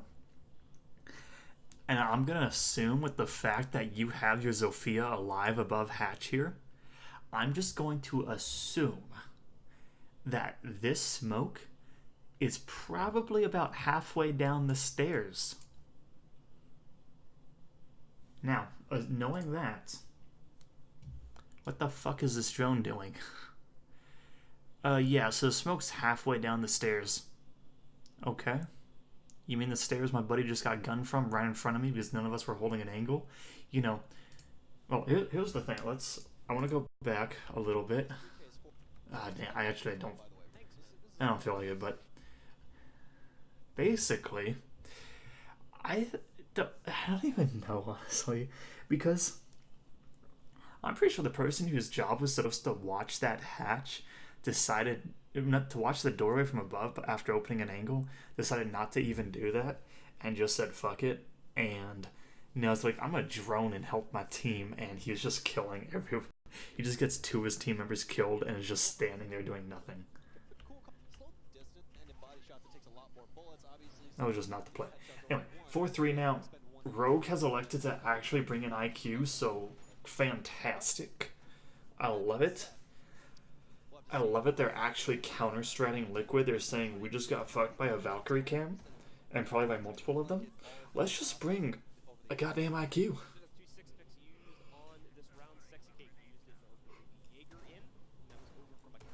And nothing special from Liquid. Oh, and then a Dokube's being brought. God, fuck Dokube. So the thing is, I think she's really strong on this site just because her DMR is really freaking good. So she can just get a lot of long angles, and if you can hit your shots, then you can be a nightmare. Very smart play. They've recognized out that the defense of Liquid is kind of leaning on roaming, so that's going to be a very smart adjustment here for Rogue, because you're going to try and get some more information, especially with IQ on board in the hands of Shuttle. When Dokube's cell phone call goes off, you're able to detect them through the wall. But speaking of detecting things, you're going to try and get some more information, especially with IQ on board in the hands of Shuttle. When Dokube's cell phone call goes off, you're able to Yeah, I detect think Slash was ready for Sexy. Slash Hug is going to detect the I think Slash was ready for Sexy. that apart. So no more 416 carbine, but those ADSs. And then Paula is down to the 50 HP.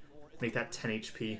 Buddy, you got stims. Pick yourself back up. You don't want to die just yet. There's only been 40 seconds in the round, and Rogue already. So now, I think 2 stims have been used from Paula. Yep, stim number 1. You don't want to die just Stim number 2. 40 seconds in the round, and Rogue already has that initial pick. I mean, that's almost like 100 damage from Slash. So, this is kind of the issue with Liquid overall, where they're so used to being able to do things their way that when they try and do it at a high level against teams that will counter strat, teams that know how to deal with that aggression, it just doesn't work. And that was something that, like, Sexy Cake, he's trying to hold an angle, but I'm gonna assume that because Slash Hug instantly killed. But here's the thing: there's not many angles that you can hold in order to contest where Slash Hug is. So if Slash Hug spent 5 minutes on this map rappelling up that exactly where he is, he'll know what those angles are. So he's already done his work. He's going to try to drone things out and figure out where exactly. Like, he literally knows how to throw a drone from there to land next to site. Peek, but not afterwards. Paul wants this fight. He wants to take it. Slash not taking any hits from that spray. Right around the corner here. Meanwhile, PSK Minute in, second mirror window goes down. That's not good. If you want to put your mirror window... Waiting a minute is just not good, because if you get domed just from a lucky shot, you now have wasted half of your utility. Besides that, not a whole lot of push coming in, but that's going to change soon. The first call just coming in. Liquid has everybody back on site. They do have someone top square right now, but there's so much info, as you said, coming in for Rogue right now. You're going to want to... Now Rogue is literally just walking up the stairs saying, "Give us the gunfight." to Skylight Stairwell. That's going to be a down, and it's going to be confirmed by... And now Paul is dead. 14 EBR doing so much damage right now, as they're able to rip apart Paul over there, as he already docked himself up. So That's a mirror. Please tell me that's not a mirror window. Please tell me that's not a freaking mirror window. Oh my god, it is. Okay. What is the purpose of this mirror window if they can just walk up the stairs, gun down one of you, and turn it into a 3v5? And nobody's even playing it. So this mirror window is literally useless. so much damage right now, as they're able to rip apart Paul over there, as he already docked himself up. So not very much life left in him, obviously, as Rogue is going the cool, calm, and collected route here. Slow and steady wins the race, apparently. I mean, there's Now Ness gets a kill by jumping down on Slash. And however, he's actually honestly working on his refract here, because this is kind of a 1-1 trade that you go for, where you jump out the windows over here to kill whoever's rappelling on them, to force somebody else to come take that job and just waste time. Now, I think it used to be done a lot whenever there was not a lot, but it used to be done mainly if there was a Blackbeard on those windows, because a Blackbeard is a fucking Blackbeard. right after that. They just snuck in. Unless someone made a massive move after that drone. Alright, here's the thing. Nesk's position is now known, which means... So Nesk's position is known, meaning they now know there are only 2 people on site. Who wins the race, apparently. I mean, there's no reason for them to force it now, right after that. So call comes out. Unless someone made a massive move after that drone went through, they Vertical walks through barbed wire, and Moringa just does not hear it. Now, I don't know why that is, but he just is not ready for this. And he just gets killed. Like, Vertical is just walking in and killing everyone. control over the sites right now. They don't even need to care about that player. It's the only one left. It's just Nesk now in a 1v4. Honestly, it was almost a good thing for them that Nesk jumped out the window to get that kill, because that completely removes him from sight. He went down to Mud Tunnel, which is the farthest... It was not a good thing for Nesk to jump out, because although he did get a kill technically, it only gave 1, and it caused his team to get picked apart, because it was now a 2v5 on site. To get back upstairs, you have to go all the way up blue stairs or all the way up main. And it's just not good for him. Nitro's not going to come out, but it's not going to make any contact. Nesk has to find 4 here, and they have the high ground. Anakin, I don't think it's going to work out. There's no way Nesk is going to win this. At this point, he should just be going to... Like, it's impossible for him to win this. He should just be running for cover and getting into a position where he can talk with his team and figure out what to do next round. As we saw earlier, Because this was a stomp. very damaging. Constant spot here by Rogue, and Shuttle finally going to shut it down. There you go, ladies and gentlemen. The Rogue roster continuing to force themselves ahead. In great shape after a bumpy 0-2 start here on this match. Walks through barbed wire, makes noise. The smoke isn't paying attention. Then Mira's on an island. There's nothing she can really do about it. Wait, are those? They're wearing. Oh, okay, so I'm wondering why the hell he easily has these headphones in. He had headphones on. My best guess is that these headphones just play white noise, while these are actually for the LAN, which makes sense because in a LAN environment it's very loud. So teams always have to.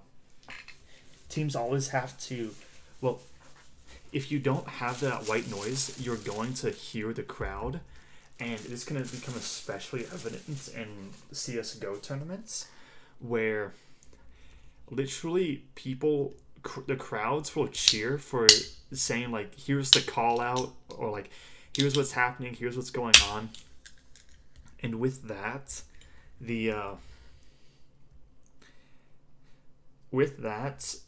if there was someone, I think if I remember correctly, Stewie 2K, originally on Cloud9, then went to MIBR with Coldzera for a while, then left that because it just didn't work out. Like, you can make all-star teams and it's not always gonna work out, and then went to Liquid and is now in one of the top 5 teams in all of Counter-Strike. I think they're technically ranked number 1 now, above Astralis, who was the most dominant team, and I can't remember who number 2 or 3 is. I can't remember if Astralis is 2 or 3. They were originally number 1, but he would literally go and he would put his crosshairs in the smoke of a smoke grenade, and he'd wiggle it around a little bit, listening for the crowd of, oh, is somebody here? Like, here, hey guys, go and make your little like chant or something. Go like, the crowd would go like, oh, and just get like louder and louder if somebody was actually there. So he would shoot. And it was apparently something he did a lot of.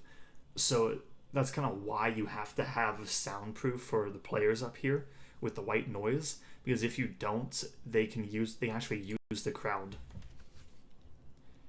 Now, if I'm sure a tactical timeout just came out. I kind of wish I knew. I'm not caring here. I'm hoping it's a Liquid's timeout because they need a timeout in this situation. Now they're electing to go upstairs again. Thing is, yeah, they didn't win downstairs, so I'm wondering why they're going upstairs again. Maybe they think they can do it. Okay, here's the thing: if you ever get stomped like 4, and it's 4 against 1, you're getting stomped. Don't go to the same site. Just don't. Even though I think yesterday in my ranked game we literally did that and then won it dominantly, so what the hell am I talking about?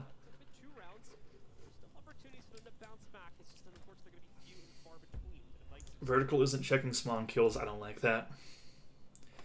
Slash is looking for an early pick. No initial pick this time around, and Sexy Cake is going to try and keep his head out of harm's way, which is probably the good idea. I'm going to sure that his fellow teammates are really going to appreciate that one. So, again, Rogue going to just take their time. If a pick falls into the lap, then it falls into the lap. They're actually going to have Sexy Cake is in garage. Oh, okay, so I think the purpose of this is he wants to do a run out on the big windows, which I don't think I've ever actually seen happen before. So, I'm curious. start up front at ATM. Those are traditionally the 2 spots just because it's a lot safer. You can have overhead cover from the windows. You don't have to worry about players too much unless something absolutely crazy happens, because we've definitely seen that before. That's got the Rogue players starting to work their way in. Square here first. Not going to be much resistance on that. They pretty much walk directly inside. Seen that before. Alright, so you see the top of these have been shotgunned out. The purpose of that is so that you can throw impact grenades onto here, and if a thermite charge isn't placed at crouch level, I'm not sure if it works at crouch. It may destroy it at crouch level as well. But if you hear the thermite charge go down, you throw it up, it destroys it. So, however, you can get around that because you can put the thermite charge on the floor here, and it will do roughly the same. It'll do roughly the same job. So the thermite literally just has to put his thing down on the. He just has to put his charge down on the floor, and he's good. Now, as he's doing that, Vertical is literally just saying, "Fuck you, give me these gunfights."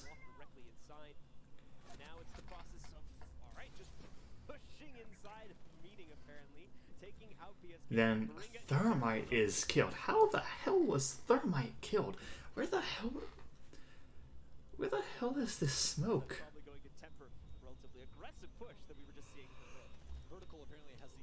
Now, one thing I will say is I like this from Rogue.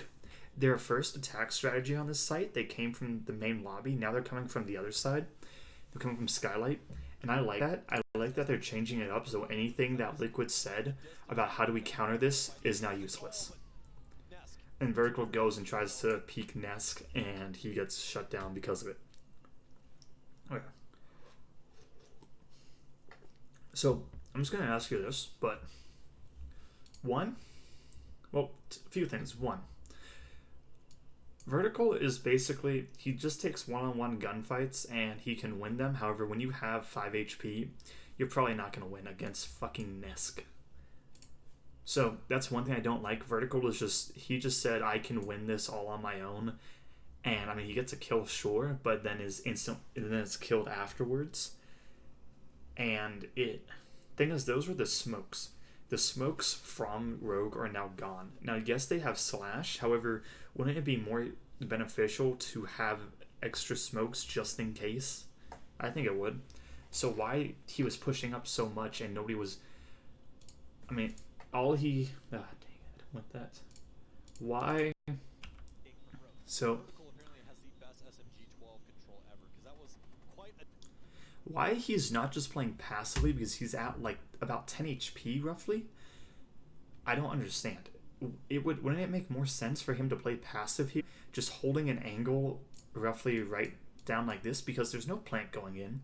He's not in a position that he needs to make a play because the wall has been opened so easily, has done his job.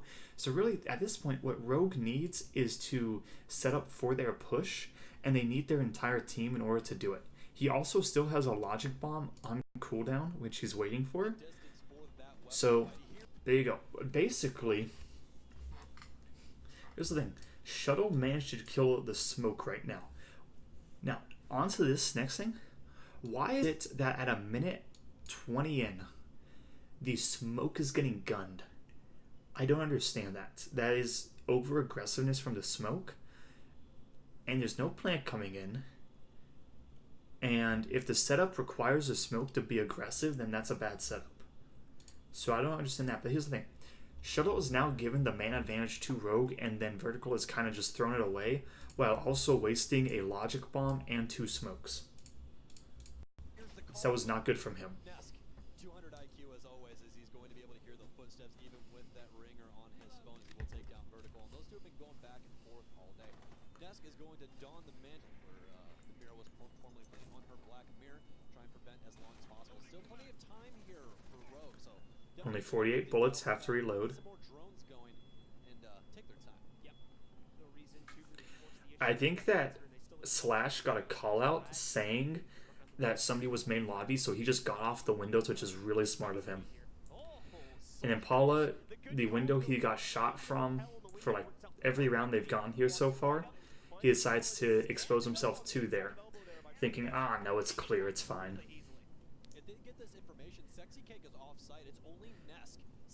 Unless you're 100% certain, unless you're 100% certain that something is clear, then you cannot expose yourself to it.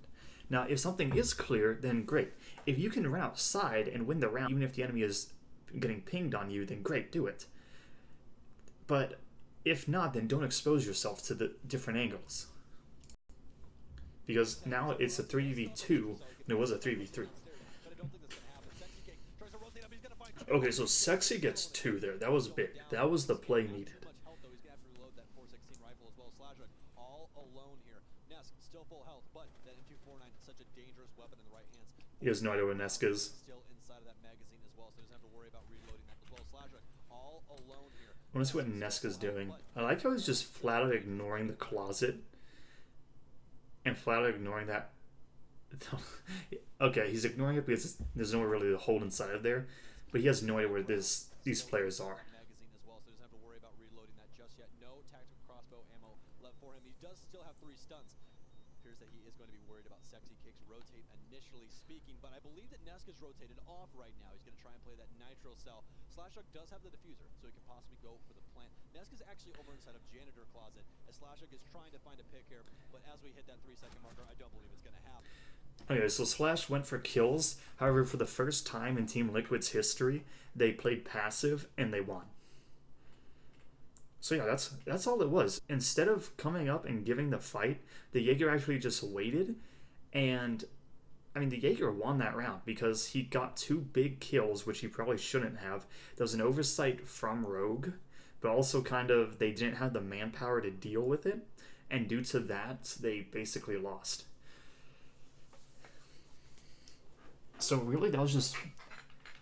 Okay, it was basically just a bad setup from Liquid. Rogue played that a lot better, but at the end, Sexy Cake made a play, and that's it. That is what won them the round.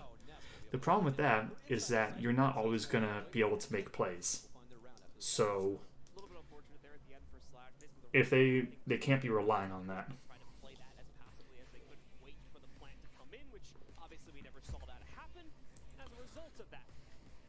The quick closeout just on the time for this game today was, and now that they're going to go back over here. Alright, so basement defense. Liquid is bringing... Okay, so Liquid is electing to bring a Cade. Well, let's talk about the attackers first, since, left to right. So, no changes. Actually, no, they dropped a Q for the Maverick, which makes sense. I can understand why they want to keep the Zofia. I kind of think they should drop her for the IQ. However, it is what it is. The one thing and then from Team Liquid. So, this Cade pick is... Holy shit, do I disagree with it. So, what is this Cade going to accomplish? Because he has a gadget that allows him to electrify hatches. That's his big thing. Well, what do you think is... So, if only there was some way to counter that, like some form of grenade that could destroy electronics, that could possibly in some form or way actually just take these things out, because I don't see a way that it's possible for these Cades to be stopped. I really don't understand. Like, I don't understand it. Like, this is a 100 IQ play. This is a 2000 IQ play. Like, there's no way that Rogue is ever going to be able to deal with these Cades in any form or way. They don't have any EMP grenades. Wait a minute. The fuck is this? But hold on. There's no way that... But hold up. What's this? Cade has 2 Electro Claws. There's no way that Thatcher can deal with that when he only has 3 EMPs.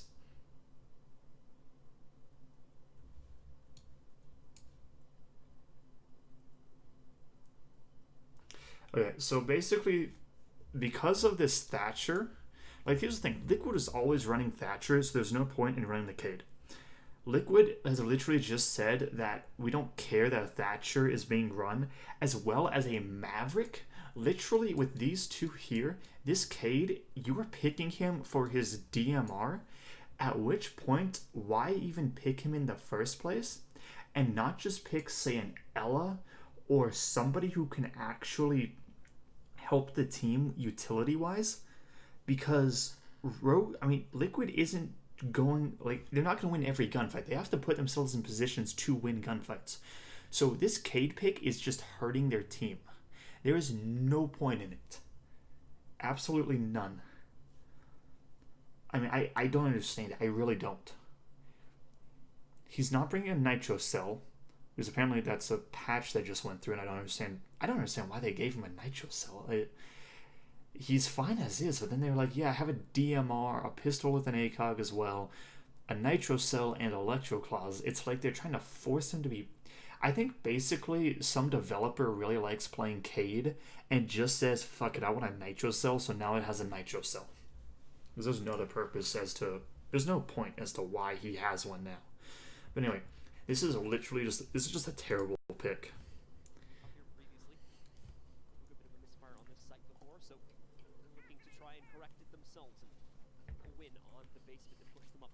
No, same reinforcement's going to come up, and the main difference is there's no Mira, which is something I disagree with because Mira is very strong.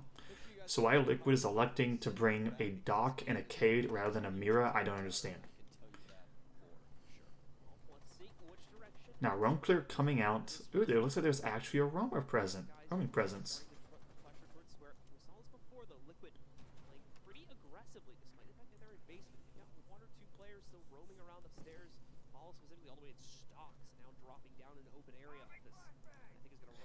So Ness guns down vertical because he tries to enter without getting droned, as far as I'm aware, and then by himself so no refrag comes out. This was an issue from vertical I've seen, where basically he can go... If he goes off, he can kill everyone.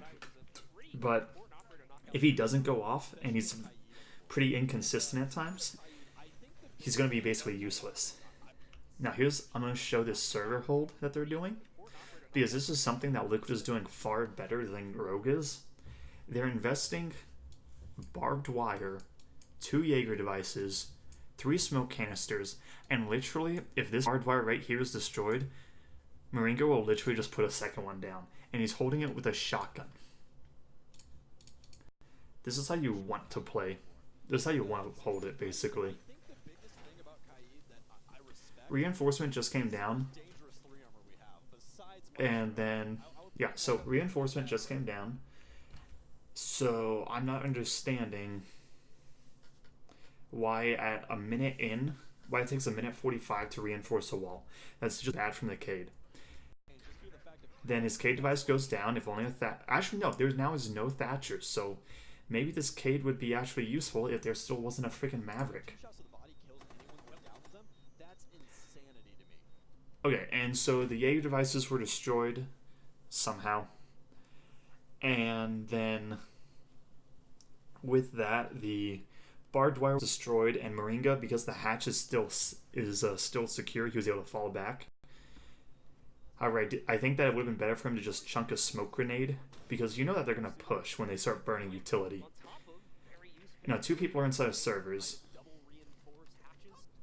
And this is bad droning from Eclipse, because if all that the smoke had to do was peek, down slash, and then Eclipse is the easiest kill of that smoke's career.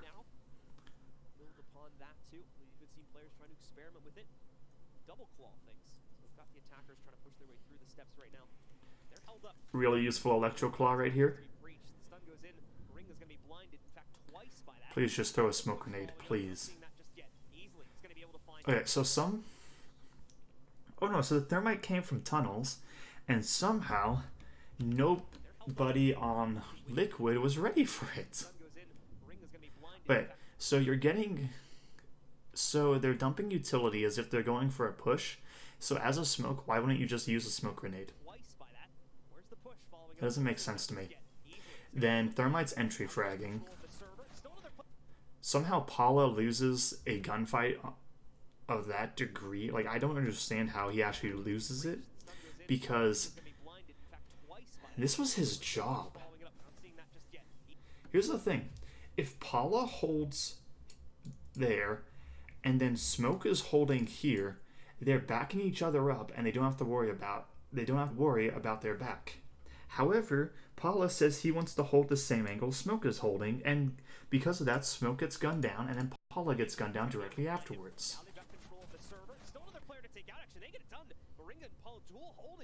And then Eclipse kills Nesk. So now 42 when they had a 5v4 advantage.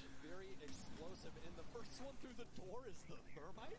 After you lost your Thatcher, I mean, Yeah, I don't understand why this Thermite is entry fragging. I mean, it's not the worst thing since there's technically a Maverick. if it works, then shit, However, exactly what they're going to do. They're going to full it is what it is. guys are going to get one of those walls open. And it's kind of... Well, actually, okay, here's the thing. Okay, I actually like what they're doing here a lot. So, basically, they lost vertical, and because of that, they needed somebody to step up to be an entry fragger. And Thermite was in the position where he could do it even though he was Thermite. And this is something I really like from Rogue, that anybody can go off and do well, because they're on Penta, one of the European teams. You know, actually, I want to see this. I want to see what place they had. Pro League Season 9. Rainbow Six Siege. This is not the Liquipedia. Here we go. So Penta, who finished 4th in Europe, they apparently their strategy is they have a designated planter, where his entire thing is he never takes gunfights, and his only thing is to open up walls, hatches, and get the plant down.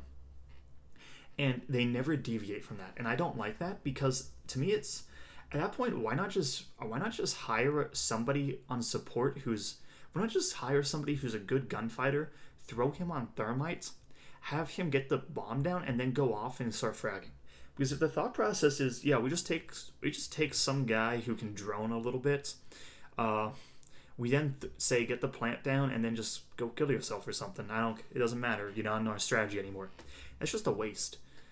But this Thermite, he's saying that, okay, I can do my job. I can open up the walls. I can get the plant down. I can entry frag. I can do everything. And this is overall the signs of a good player, of someone who can adapt. And even if he's not on the best role for it, he can still complete it. So that's just good on Easily. And next, he says, I'm at 5 HP. I'm going to drop this bomb and give it to Eclipse, the guy who has the most HP, because they're not sure if there's a Nitro Cell probably. Or even if they are sure, it still makes sense that you give someone at higher HP the bomb. And now bomb goes down. I'm pretty sure Shello is holding hatch control. Easily gets a kill on the Sexy, and Slash gets the other. So basically, the story of that was Paulo was holding the wrong angle. And that's it. That is the whole story there.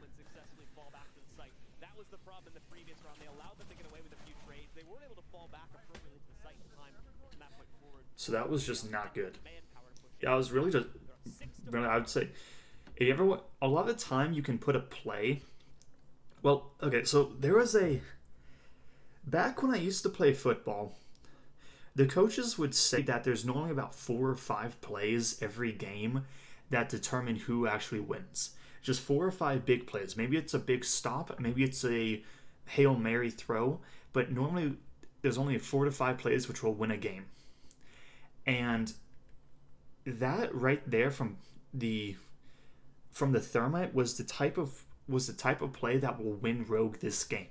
It's something which he shouldn't have been able to make happen, but he did.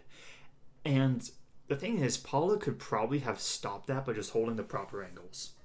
So I don't understand. So really, you can put it on Easily for winning Rogue that round, in my opinion.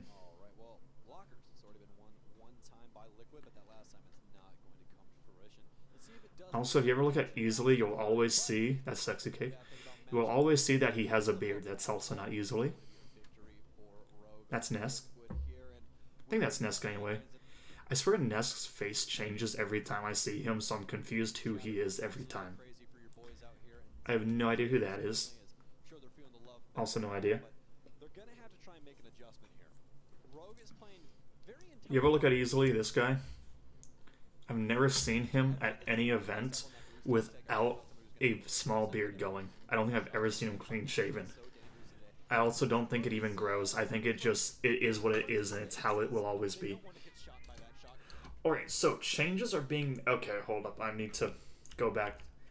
Show me the 6th pick phase, you bitches. Okay, so Liquid is electing to go base again because they're thinking, okay, maybe we can actually hold it this time if we hold the proper angles. And I think they're right. If they play this better, they can hold it. However, Rogue is actually counter-stratting. Okay, so remember how useful this Cade was last round?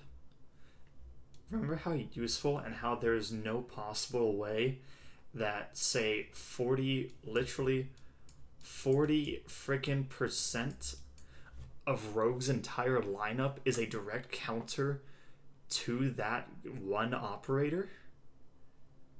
Well, maybe they should switch off of him for someone else. You know, barbed wire, mute jammers, an extra nitro cell, something, but instead they elect to drop the dock, saying, yeah, you ain't fragging. Yeah, you're on Clash now. You've been downgraded from dock. You're on Clash. And I don't understand it, because if you're gonna drop anybody for Clash, drop the Cade who's doing nothing. Like, there's no purpose in this Cade. There really isn't. And the fact that Liquid isn't seeing that right now is huge. This is... Based on this, I will say that I would put Liquid at a low-tier team when it comes... I would put them probably at the same level as Fnatic is, where they have something obvious being shown and they don't do anything about it because they don't recognize it. But somehow they've recognized that they don't need the dock, but instead they want to Clash. But the Cade's fine. The Cade is perfect. The Cade is what they need. And that is just dumb. So right now, Liquid, they are never going to win any tournaments based off of what they are doing in this one round. Because not a single of these 5 members can make the call saying this Cade is useless. Their coach didn't call a timeout and say this Cade is useless. So there's 6 players. I'm not sure if they have an analyst, but maybe they should come together as a team and say, if 40%, if they're running a Thatcher and a Cade and a Maverick, we can't fucking run Cade. It's not possible. We can't burn through everything, and the Cade is, and even if we can, then it's still, like, okay, great, maybe this Thatcher doesn't exist, well then Maverick can still come around and the Cade's useless. Like, oh no, I have to slightly adjust my angle and can't step on the hatch as I Maverick it open. That's not going to change anything. So this Cade is the most pointless pick I have ever seen. Tachanka would probably be better in this situation. I'm not even joking. Because, hey, here's the thing. If you can get a proper Jaeger device to stop these Thatchers, then these grenades won't work. And even though there's a Capitao, well, you can get off the Tachanka turret. Bring Capcam. Bring a fucking Frost. And if you bring a Frost and you literally... Okay, so if you bring a Frost, and if you put all 3 of your mats down right here, congratulations, you are now doing roughly the same as what this Cade is doing. I'm not even joking. If you take that Frost and you put her Cades in random positions, okay, one's going to go here, one's going to go right here, and one's going to go... Fuck it, it's going to go right here. You're now doing more than what this Cade's utility is doing. If you bring a recruit with a nitro cell, barbed wire, and an MP7, you're doing more than this Cade is doing. I'm not joking. Like, it's ridiculous that this is a pro team that is getting paid by Team Liquid, one of the largest orgs in all of esports, and they cannot make a call saying we cannot run Cade. Like, that's ridiculous. Launch some concussions downstairs to try and get people disoriented, and then make your aggressive play. Yeah, it was really good stronghold. 2 players committed to the inside of the servers here. And on top of that, if they try to directly push in that, there's a very large opportunity to run into a lot of issues, lost a lot of players in the process. Now, here's the other thing about Rogue that I like. They say that a server hold has happened like 3 times in a row now. Or however many times. So they're electing, okay, if we drop the Zofia and bring a sledge, we can just nade the fuck out of them after we Thatcher off all of the Jaeger devices. There you go. There's counter-stratting. That's literally the most basic form of counter-stratting that you can do. And that's all that is needed. And Liquid isn't doing that. There's instead saying, okay, let's keep let's keep Cade, drop Doc, bring Clash. Except now they have nades. Okay, so, let's talk about this. So they elected to drop Doc for Clash. Here's the fun thing. A good Capital Bolt will kill her. A good nade will kill her.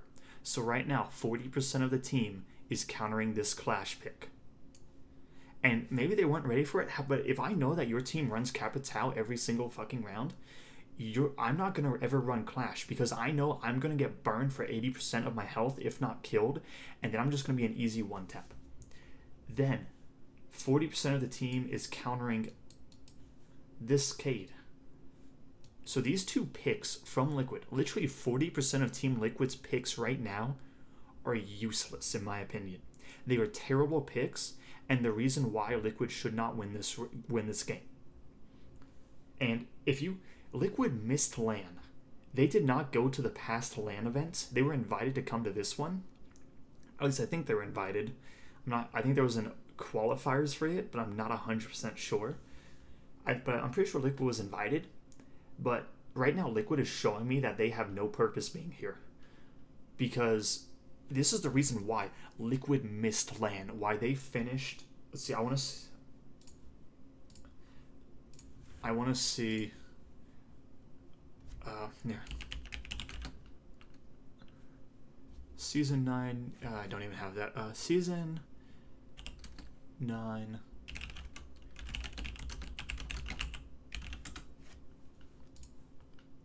Here we go. So Liquid finished in 3rd. But I'm not understanding how a 3rd place team manages to have 40% of their team literally be countered just by the start of the round, and how they're not making any calls to change it. Like, I'm just not understanding this. This is the 3rd place Latin American team. However, to me, this looks like a 6th place team. Like, it looks to me like Liquid is a team that should never go to LAN because they can't make a simple decision of person A counters person B, therefore I will go person C. That's not working for them. So why they're electing to bring Clash and Cade, I don't understand. Then even this Jaeger is questionable because they're just Thatchering everything. So, I mean, it's not bad to necessarily bring him. However, what's his purpose exactly? He's there to help hold the server stairs. You saw that there were 2 Jaegers invested there, but 1 Thatcher and they're gone. So now, literally, if we actually talk about it, 60% of Team Liquid is being countered by 1 person. And I'm not understanding how that is happening at this point. Like, I'm not. It makes no sense to me. It is what it is. This is something between like high level versus a low level that, well, not necessarily high level or low, but basically a good team versus a bad team is their ability to counter strat. Their ability to look at something and see what is happening and what do I need to change. Because right now, think about it like this. If the enemy doesn't do a proper roam clear, maybe you should go and lead to a roamer heavy setup. If the enemy is doing a proper roam clear, have a turtle hold more. If the enemy is bringing grenades, bring Jaeger. If they're bringing Thatcher, don't bring Cade. If they're bringing Maverick, don't bring Cade. If they're droning a lot, use Mute. If they're trying to open up a wall, you bring bandits and bandit trick. If you can't bandit trick safely, then bring mute instead. If they're not bringing Thatcher, but they're trying to open a wall, bring Cade and throw his device up top where they can't get it. If they are playing if they're not clearing out below, bring Pulse. If they're not bringing an IQ, bring Valkyrie. If they are like, it's things like that. Like, well, let's start here. What more can we do? If they're trying to ban a trick, then bring something that can interrupt that. Maybe grenades, maybe Zofia stun grenade. That's counter stratting. That's saying, okay, we're seeing what you're doing, we're gonna bring something else that can work. Look at Clubhouse games. Look at Empire. They are literally counter stratting from the moment they start, and their lineup is something that works on every single site for Clubhouse and can counter the majority of all setups. And that's counter-strike. That's the difference between a high-level and low-level team. But here's the thing. Rogue finished in, I want to say, 4th place? Yeah, they finished 4th place. So this is the 4th place team of Rogue that was literally going to disband this past season before Rogue put a stop to it. Like, there was literally going to be such a shit show when it came to roster swaps that Rogue as a team would no longer exist. That is how badly they were doing. And they decided, well, you know what? We can stick it out. And over, I think maybe about 3-ish months, they managed to come back. And I want to see if I can. So let's see. I'm trying to look at the overall Rogue wins, and they go against Dark Zero, EG, or Reciprocity, they lose. And those are top teams, but here Rogue is the dominant team, even though what they're doing is also still questionable, just because they're doing the basic form of counter-stratting. So I've kind of gone off on Liquid a little bit about this, but seriously, this is just dumb. Like, literally, Liquid is getting paid for this. They're getting paid to ignore counter-stratting. If I didn't know any better, I would literally say that Liquid is throwing at this point just because of how ridiculous this is.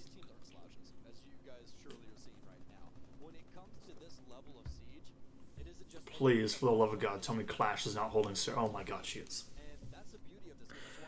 Okay.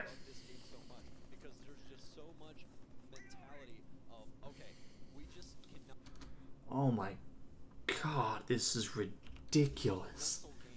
And that's the beauty of this game. That's why I personally love this game so much, because there's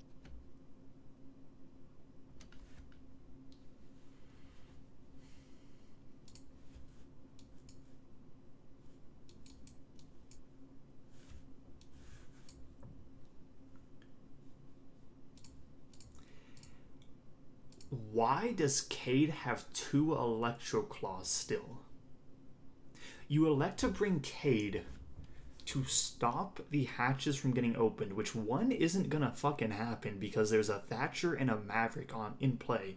So that's never gonna happen. So at this point, Cade has literally just said, fuck it, these things aren't even useful, I'm just gonna keep them because, you know, if I have a little bit heavier gadgets on me, then I can basically just walk around and it's going to be a leg day for me and I can get some sweet calves going, because I'm hoping that's the thought process, because there's no other reason why there are still 2 fucking Cade Claws when he is trying to aggressively take a fight.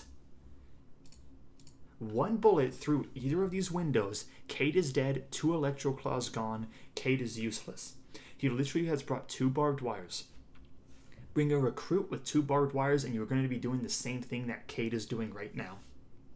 There's no purpose in bringing this Cade. There's just so much mentality of, okay, we just cannot think about losing. It's only winning. We have to focus on winning. We're winning this no matter what.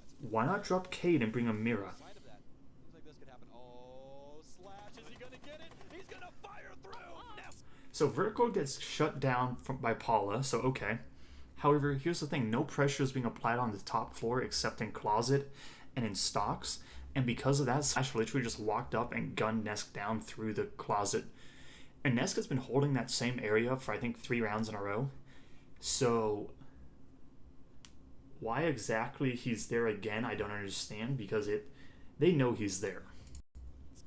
And now he's dead. This is kind of something about adaptation I'm talking about, where literally Rogue just said, okay, you're stacking up for us to come through Skylight. Well, main lobby looks nice. Oh, doors open, sweet. So both of the fraggers on both teams right now, both dead in the water. And Thatcher gets gunned. I don't know how, but he does. But now it's a 4v4. Okay. So let's talk about this sexy cake and why this is literally just a useless clash.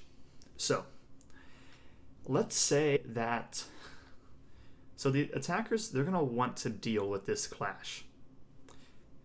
So they have this Jaeger device is useless because they're just going to Thatcher right here. However, Thatcher's actually dead, so theoretically this can stay there. However, Slash easily, and even Shuttle if he has if they have flashes, which they probably do, they can burn this. So let's just say that thing's burned.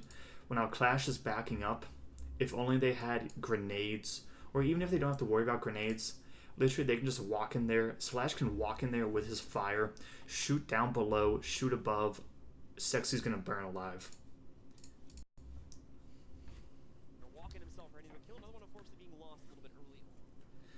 So Liquid relying on the Thatcher being killed.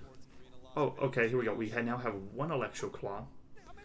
Oh, there we go. Okay, so it only takes a minute 10 and 2 people dead to use your gadgets. Great. Now, it's nice. Now, here's the thing. Those things aren't going to be useful because guess what? There's a fucking Maverick.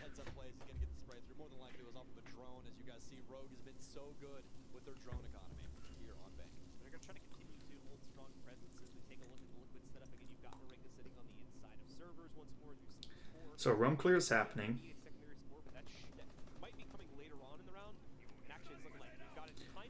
ADSs get burned.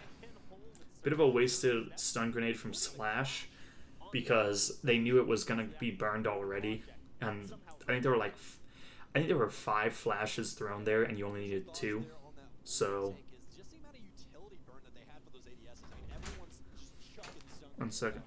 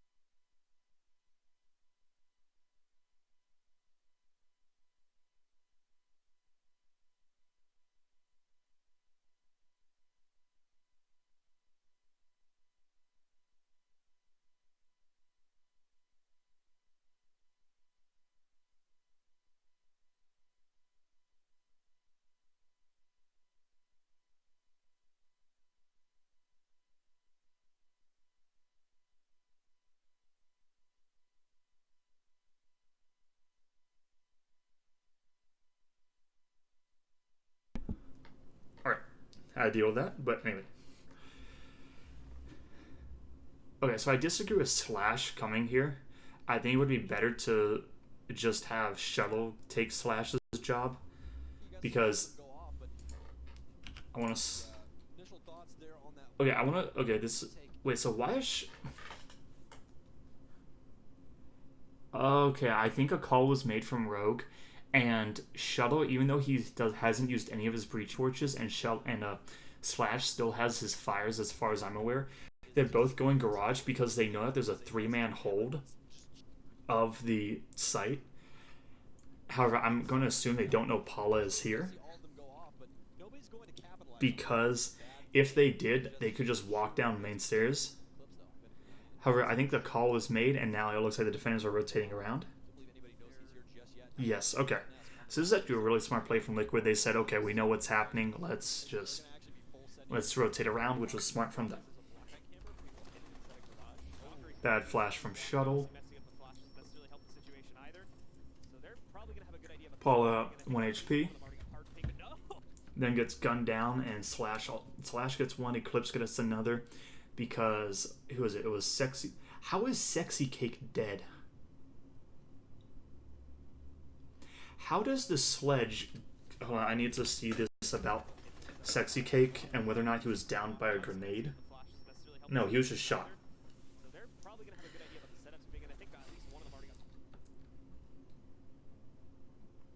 I don't understand how Sexy Cake gets shot.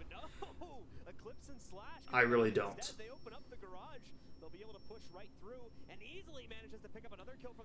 PSK then dies. Moringa gets a kill, though. Now his position is known. They know where he is. Plant is going down.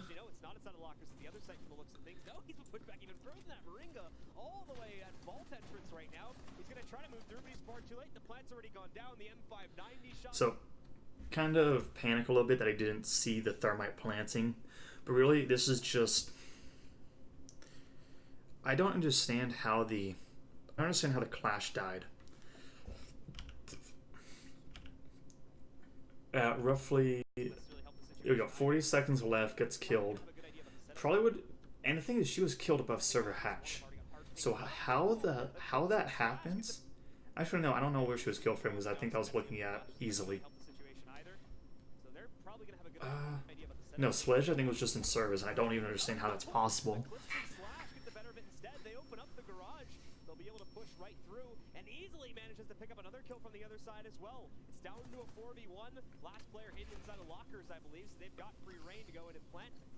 Okay, so it's over. Basically, this was the story of Liquid wants to play the way that they do. However, they're so used to going up against teams worse than them and never having to counter strat that the moment they actually have to, they just fuck everything up. Like this Cade, I don't see the purpose of it. If you're reliant on killing the Thatcher before you use the Cade, and for the Cade to kill the Thatcher, then that's ridiculous, and that should never be the strategy. And then if you bring the Clash, if Clash's job should never be to hold the server stairs, because if you have nobody backing you up, then what's the purpose of? Then the Clash isn't going to be useful. So because look at that, the entirety of Team Liquid rotates around. Sexy K is left alone here. Let's see this. So, right. So minute in, the call to rotate comes out. I want to go back a little bit, see who that was in tunnel. That's easily. That's a dead drone.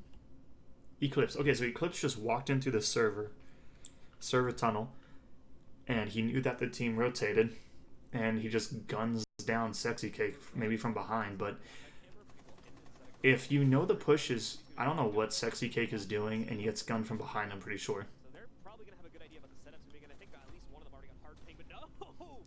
So the call to rotate goes over. Sexy Cake says, I'm going to hold by myself, and dies within about 20 seconds. And the thing is, Clash is no more than a movable mirror window, and she relies on her teammates rather than actually relying on herself. You can't rely on trying to go for kills, because if the enemy knows that nobody's backing you up, they're just gonna run at you, hit your shield, and shoot you in the leg. So that was bad from Sexy Cake, but it was also, there was no purpose now in the Clash. So why not have the Clash rotate around with the rest of your team? And at that point, you can then have the Clash peeking these people inside of Garage, applying pressure, giving callouts for your team, then having your back held by an actual gun, and you have a chance. Really, Liquid, they made a lot of questionable decisions here. And this comes down not to the overall individual skill level of their players, but due to their overall team setup. And if they want to actually win stuff, they're going to have to go back to the drawing board, because this is not good. Let's see, I want to see how. So they lose this one. So this was round 4. They're running a Cade. Actually, not round 4, but anyway. Okay, Cade's now being run round before. So 2 rounds in a row, Cade is being run.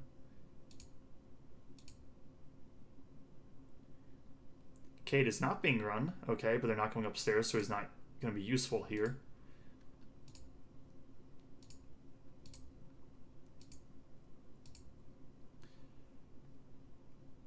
Okay, so there's an upstairs, no Cade. And let's see, I want to see where they actually went. And then no Cade, and they win the round. So basically, Liquid somehow made the call to bring out a Cade, even though it would never work. And yeah, I don't get it. I don't get the call. I don't understand the purpose of it. Maybe the call from Liquid was we can bring Cade because we're killing this Thatcher, because he's just entry fragging. And okay. But you're still a Maverick. So why bring Cade? You know they're bringing a Maverick and a Thatcher, so there's no purpose. So overall, I don't understand it. I really don't. And I just don't understand it. But it is what it is at this point. And I think Liquid just has to go back to their overall strategies. And instead of playing to the level of their opponents, play to a higher one, where they just say, okay, you can play with your Latin American strats, and we're going to play with the European/North American strats that have been shown to work. And yeah, we're going to do that. And they're probably going to win a lot more based off of that, because they have good players, so they can easily be in the top team, one of the top teams in LATAM. They still are one of the top teams. However, with the strategies, they could easily be ranked number 1 or 2, probably with just duking out against, I would assume, FaZe, depending on how well they go off. Because LATAM, if you can strategize against them, they struggle.